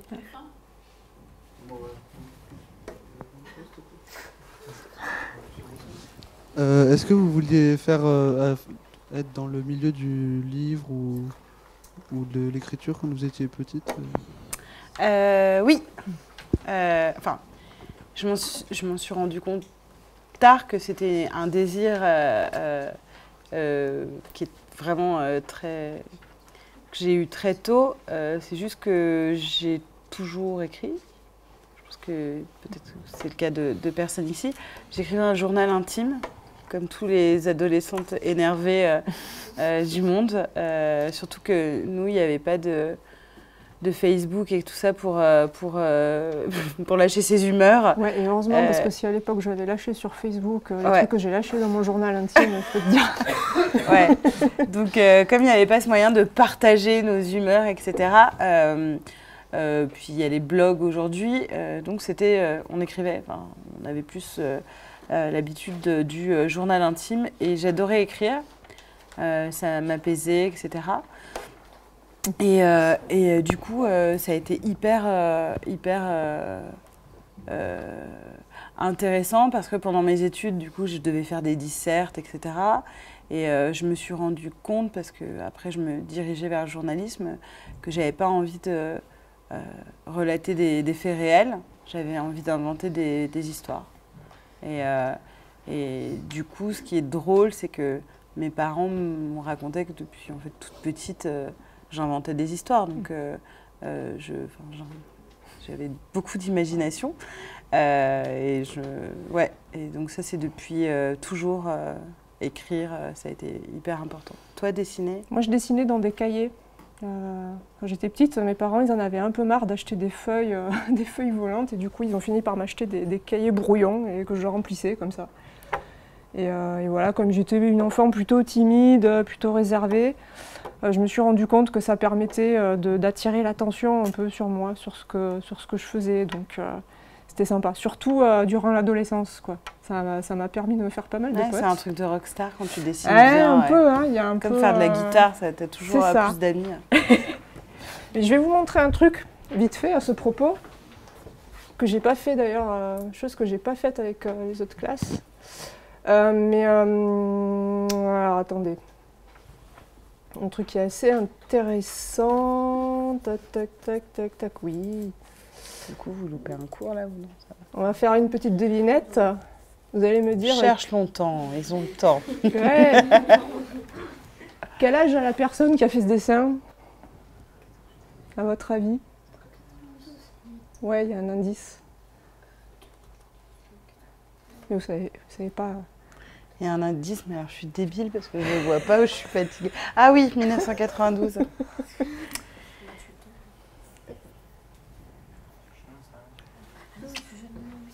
Je suis née en 80.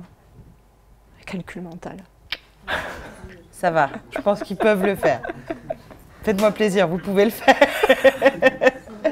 Donc tu avais 12 ans. J'avais 12 ans quand j'ai fait ça.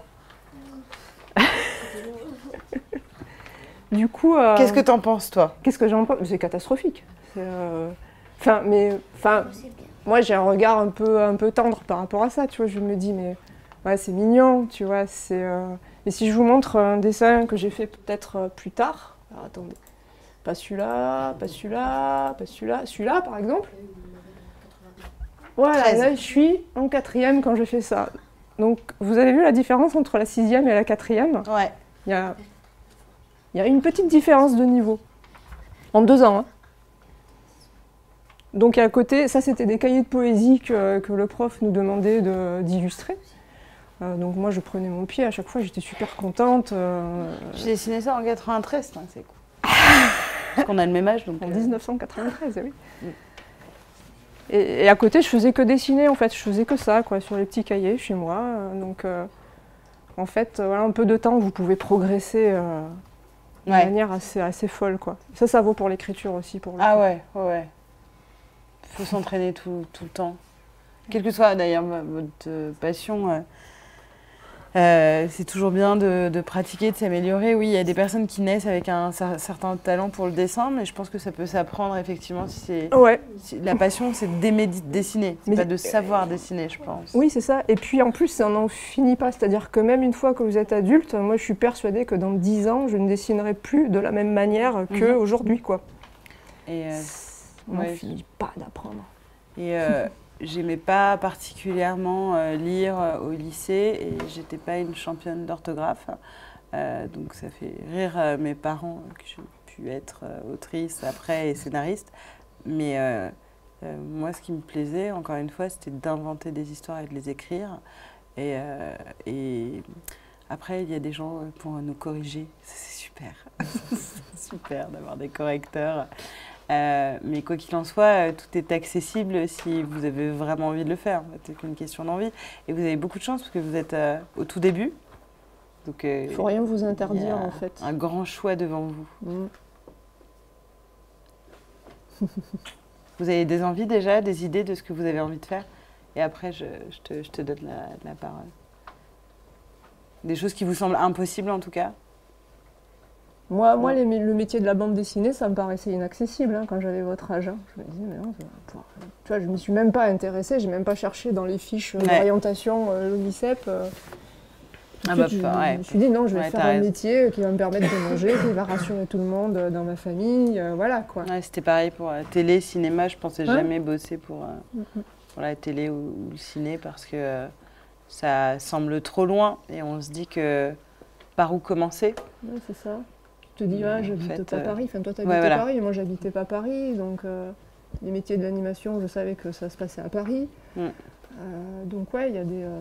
pareil, dans ta famille, tu connais personne qui fait ce métier-là. Grave. Il n'y a pas d'amis, pas de potes qui envisagent aussi cette voie-là. T'es un peu tout seul dans ton coin. C'est clair. Donc, dis-moi, tu avais une question. Ouais, donc pour écrire, vous organisez votre journée comment? Enfin, vous vous levez, il faut que j'écrive aujourd'hui? Alors, je me lève vraiment C'est tard. en fonction de l'inspiration. Alors, Je vais vous faire rêver, vraiment, je me lève tard. Je ne suis pas une personne du matin. Enfin, j'ai un enfant, mais sinon, ouais. En gros, on ne peut pas écrire 8 heures par jour. C'est...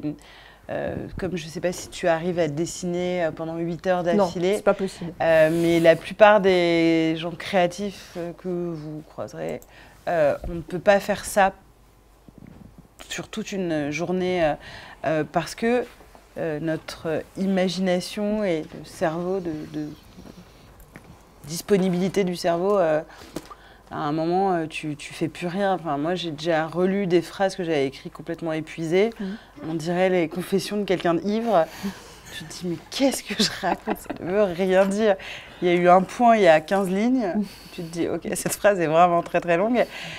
Donc, l'organisation, elle se fait autour de l'inspiration. À force de travailler, tu te connais. Moi, je sais que j'ai des fulgurances d'écriture entre minuit et 3 heures du matin, ce qui est très compliqué. C'est problématique. C'est problématique parce qu'il faut que j'organise ma journée ensuite en fonction. Il y a beaucoup de gens qui disent que il se passe quelque chose à 5 heures du matin. La nuit, ouais, il se passe un truc. Ouais. Et déjà, c'est rempli de fantômes, déjà. T'es une personne très saine d'esprit. Mais voilà, c'est... comme je disais tout à l'heure, nous sommes des freelances, donc on n'a pas le chômage. On a des avantages, à savoir organiser nous sommes notre propre entreprise. On a des clients qui s'appellent des maisons d'édition, de la presse, etc. On organise notre emploi du temps comme on veut. On peut décider un mercredi de ne pas travailler, mais on doit décider qu'il faudra travailler samedi et dimanche s'il faut bosser samedi et dimanche. Donc c'est énormément de discipline pour se bouger un petit peu. C'est-à-dire que même si vous n'avez pas de contraintes dans un premier temps, vous êtes obligé de vous en infliger quelques-unes quand même, quoi. Parce qu'on a une deadline, à savoir par exemple, voilà, il faut rendre ce travail tel jour, et même s'il y a 2 mois et qu'on se dit oh vous êtes large, moi ça m'est arrivé de me réveiller 3 semaines avant en me disant ok j'ai rien avancé et là il va falloir que je me speed et de me faire des semaines, voilà, 7 jours H24 sur le même projet. Donc l'avantage c'est qu'il n'y a pas de routine, c'est-à-dire que j'ai pas une journée qui se ressemble et je sais absolument pas sur quoi je bosserai dans 6 mois, aucune idée, et c'est pas grave, enfin c'est cool, au contraire. Inconvénient, pour les gens qui ont peur de l'avenir et qui ont besoin de sécurité, c'est un peu stressant. Oui, c'est pas vrai. impossible, Ouais. c'est-à-dire qu'il faut mettre des sous de côté dès qu'on gagne beaucoup, Voilà. en prévision des mauvais jours et pas tout cramer comme moi. Oui, voilà. Puis, mais, on peut être pris de phobie administrative. C'est ça. Donc on peut être créatif et artiste, mais en vrai, on doit être des militaires et nos propres patrons. Et c'est-à-dire savoir s'engueuler quand il faut s'engueuler, se bouger quand il faut se bouger et se lever, quelle horreur, quand il faut se lever. Voilà.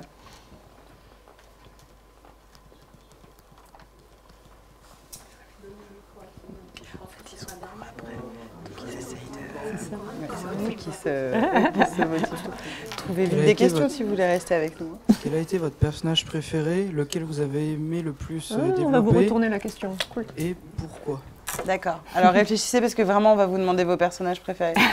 Et sinon on vous renvoie en cours. Donc, on sait très bien que vous n'avez pas envie. Mon personnage préféré, c'est Camille. Donc c'est le personnage de l'aveugle. Je l'aime beaucoup parce que j'avais décidé de le priver de sa vue parce que j'avais envie de parler de quelque chose de très important qui est d'écouter les gens et ce qu'ils nous disent. Et Camille, justement, comme il lui reste l'ouïe mais plus la vue, il n'est pas du tout sensible à ces histoires d'apparence dont je parlais tout à l'heure. Il ne se fie pas aux tenues de Joséphine ou à son air. Ou voilà. Et donc, j'aime beaucoup Camille parce que c'est un homme sage et bienveillant et honnête. Donc, ce que je disais tout à l'heure de ce qui est le plus important pour moi dans la vie. Donc j'aime ce personnage, il me touche et sa détresse quand Joséphine, elle décède, elle m'a vraiment touchée. Faut savoir que j'ai beaucoup pleuré en écrivant ce livre. Hein. J'ai vraiment beaucoup pleuré parce que y a des scènes qui sont difficiles et puis quand on décide de tuer des personnages, c'est douloureux. Surtout quand on l'envoie à sa destinatrice et que c'est ah d'accord, elle va mourir, très bien. Ouais, moi c'est Camille. Et toi? Moi c'est Simone. C'est marrant parce que c'est pas le personnage principal en fait, notre préféré. Ouais. C'est Simone parce que je trouve qu'elle a ce côté touchant un peu de l'adolescente qui se découvre, vraiment qui elle est. Et pour le coup, je me projette dans ce personnage à l'âge de 15-16 ans sans problème. Et en plus, elle est un peu en avance sur son temps, quoi. Elle est un peu à l'avant-garde. Et elle a quelque chose à défendre d'assez intéressant, quoi. De son point de vue, d'un point de vue féministe, un peu militant. On sent que voilà, c'est un personnage en devenir. Ça aurait été peut-être intéressant de voir ce que Simone est devenue longtemps plus tard, quoi, pour le coup. C'est clair. Et donc, ouais, un personnage aussi honnête, pour le coup, comme Camille. Elle décide de s'assumer.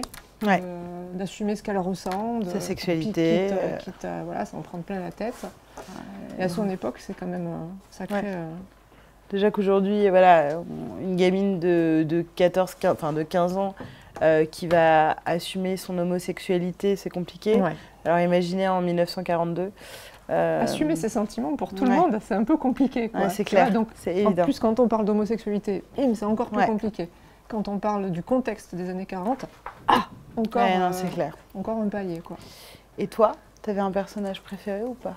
Moi, mon personnage préféré, ça restera Marc. Ouais. Parce que Marc, ça a beau être un nazi, ça reste quand même un personnage qui, en soi, certes, il est envoyé pour arrêter des juifs, mais il a été éduqué comme ça, donc il ne peut pas savoir spécialement pourquoi.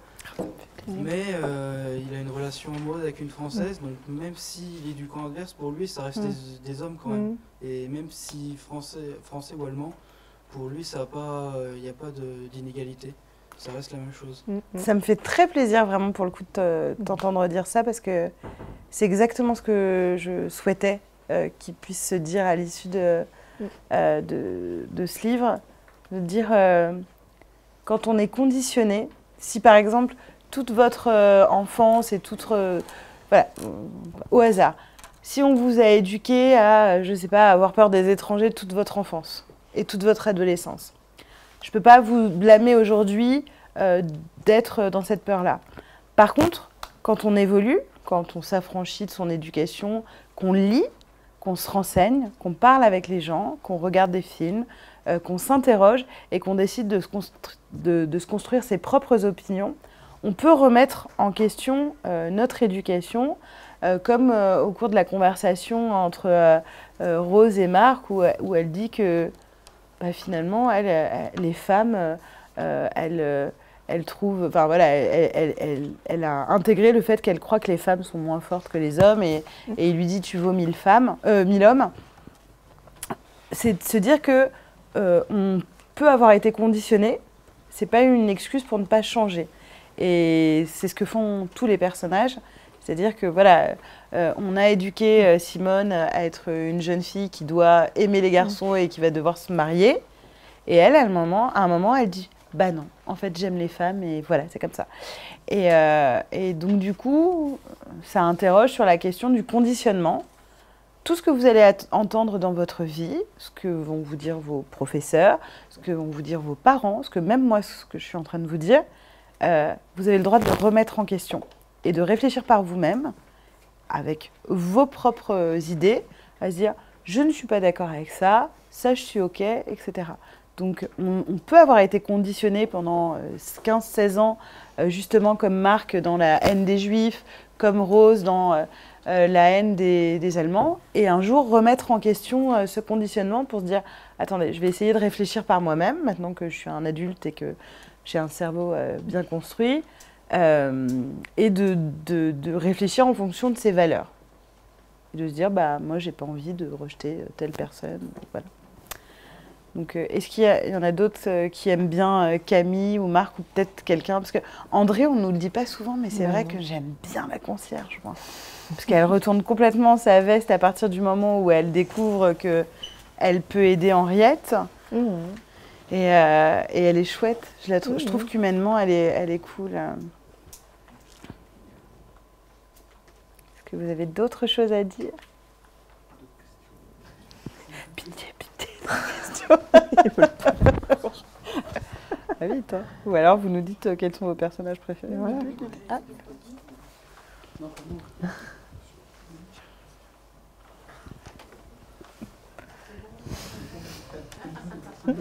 Ah, une dernière pour la route. Mais on peut arrêter du coup. Vous n'êtes pas obligé de sécher tout votre prochain cours. Mais oui, je m'en doute. C'est bon? Ouais, dis-moi.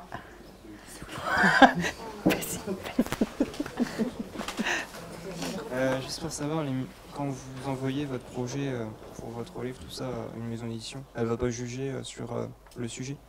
En fait, elle prend vraiment toutes les histoires, non? Ah oui, bien sûr. Enfin, il y a pas... elle va pas valider toutes les histoires et acheter toutes les histoires, mais toutes les histoires méritent d'être lues par un éditeur. Elles ne méritent pas toutes d'être publiées. Donc, c'est deux choses différentes. Donc, on peut avoir envie d'écrire des mangas sur la sexualité. J'essaye de broder pour vous, mais sur plein de choses. Mais comment dire, il y a un moment où effectivement, si l'histoire est vue, revue et corrigée, il n'y aura aucun intérêt pour l'éditeur. L'éditeur ne va pas accrocher à l'histoire ou ça ne va pas correspondre aussi à ce qu'on appelle la ligne éditoriale de la maison d'édition. Donc, par exemple, vous envoyez un projet jeunesse chez un éditeur adulte, bon, bah, c'est à côté de la plaque. Donc, le projet, on va dire, le synopsis, c'est les nazis chez les enfants, ça n'ira pas. Non. Non. Donc il faut un peu faire un choix de l'éditeur un peu avant aussi quand même, en fonction du projet, quoi. C'est en fonction de la classe d'âge plutôt? Ouais, ça peut. Oui, et puis il y a des éditeurs qui sont spécialisés dans de la BD franco-belge ou dans l'humour. Il y en a qui vont être un peu plus subversifs et parler plus de sexualité, etc. Donc ça peut vraiment dépendre. Moi, il y a juste un truc, je peux vous interroger, il suffira juste de lever la main, donc vous n'aurez pas à parler. Qui est lecteur de bande dessinée parmi vous? C'est toujours peu. Hein. Attends, tu m'as parlé de storyboard tout à l'heure, non? Tu lis pas de BD? Ça m'arrive, mais c'est pas c'est pas forcément ce que tu préfères. D'accord, ok. Moi, je me suis mis, du coup, pas du tout à votre âge à la BD. Je me suis mise à la BD quand j'ai découvert que pouvait y avoir ce genre d'histoire, en vrai. Pouvait y avoir des romans graphiques. Et il y en a, j'aimerais tellement vous conseiller des BD parce qu'il y a tellement de BD que j'aurais aimé lire à votre âge parce qu'effectivement, on y parle de l'adolescence, de la sexualité, d'un tas de choses. C'est vrai que, contrairement à un livre, une BD, ça se lit en 1h30 et il y a vraiment des BD qui méritent qu'on s'y attarde. Et puis, il y en a beaucoup qui inspirent le cinéma. Ouais. Ça va être genre... Il y a eu Tamara... Vous voyez ce que c'est, Tamara? C'est une BD à la base. Et c'est vrai qu'on le découvre quand on filme moyen. En plus. La vie d'Adèle, je sais pas, vous connaissez? La vie d'Adèle... c'est tiré d'une BD aussi. Ouais. Je ne suis pas sûre que ce soit le public. Non, pas forcément le public. Joséphine, pareil, c'est une BD. Joséphine de Pénélope Bagieux. Ah bah oui. Ouais. Donc, de temps en temps, renseignez-vous sur Internet, sur histoires. Enfin, moi, j'ai lu des histoires d'amour folles. J'ai lu des BD sur l'adolescence et sur le rejet. J'ai lu des BD qui parlaient des autistes, de plein de choses. Et vraiment de très, très belles choses à lire. Donc, n'hésitez pas à aller regarder sur Internet. Je crois qu'aujourd'hui, en fait, quel que soit le sujet qui vous intéresse, il y a moyen de trouver un album qui dessus, correspond. Ouais. Surtout le manga, si vous lisez un petit peu de manga, alors là, c'est...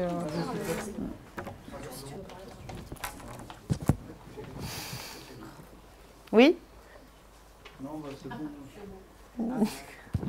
Oh, bah voilà. Donc, tu peux la poser? Ah non, c'est bon, ça a été... Quel est ton personnage préféré? Ah non, il y en avait trop.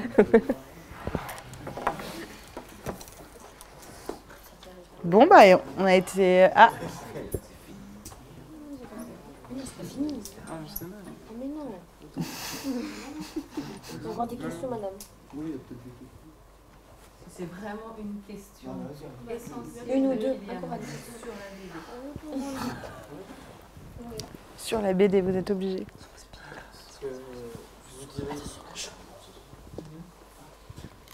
Vous avez dit que vous ne voulez pas que ce soit cliché dans le livre, entre autres. Alors pourquoi avoir fait un nazi blond yeux bleus? Alors, justement, on a regardé... Alors, blond... Moi, je trouve pas qu'il soit si blond, mais oui, effectivement. C'est un peu compliqué de trouver des nazis typés méditerranéens. En fait, on a regardé des photos. C'était formidable ce moment où on s'est mis à regarder des albums de photos nazis, c'était super. Pour regarder quel type de physique représentait plus une majorité. Comme aujourd'hui, si on demande de... alors, c'était encore plus vrai à l'époque, parce que pour le coup, on ne pouvait pas faire quelqu'un de... Il nous fallait un arien, en fait. Quelqu'un qui a fait les jeunesses hitlériennes et qui correspondait à l'idéal d'Hitler en termes de physique. Ce qui est fou, parce qu'Hitler n'avait vraiment pas ce physique-là.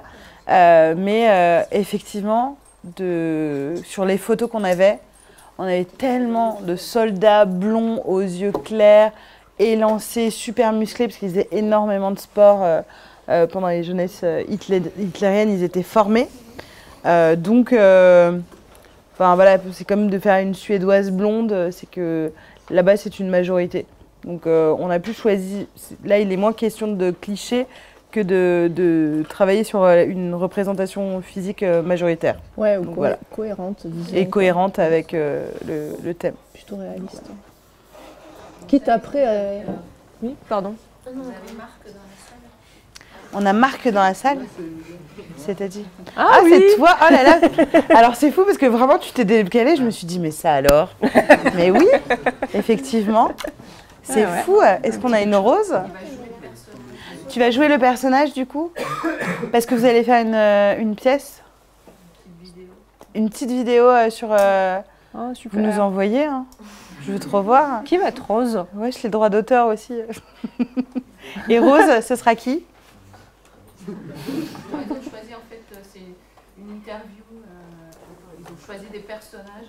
Alors, vous avez choisi quel personnage? Et comme c'est un groupe de garçons, ils ont que des personnages masculins. Ah, et donc Camille, ce sera qui? Camille, ce sera qui?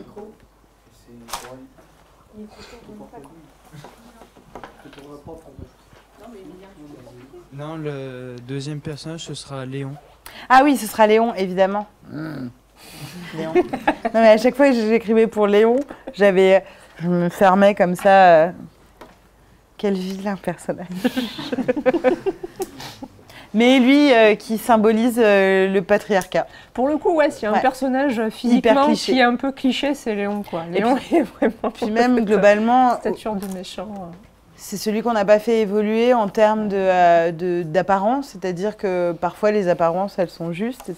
Au tout début, tu te dis, je le déteste. À la fin, tu te dis, ouais, c'est vraiment un gros con. Voilà. On a le droit de dire con à l'école, hein, ouais. C'est dans le dictionnaire, tu as raison. Contrairement à autrice. Mais bon.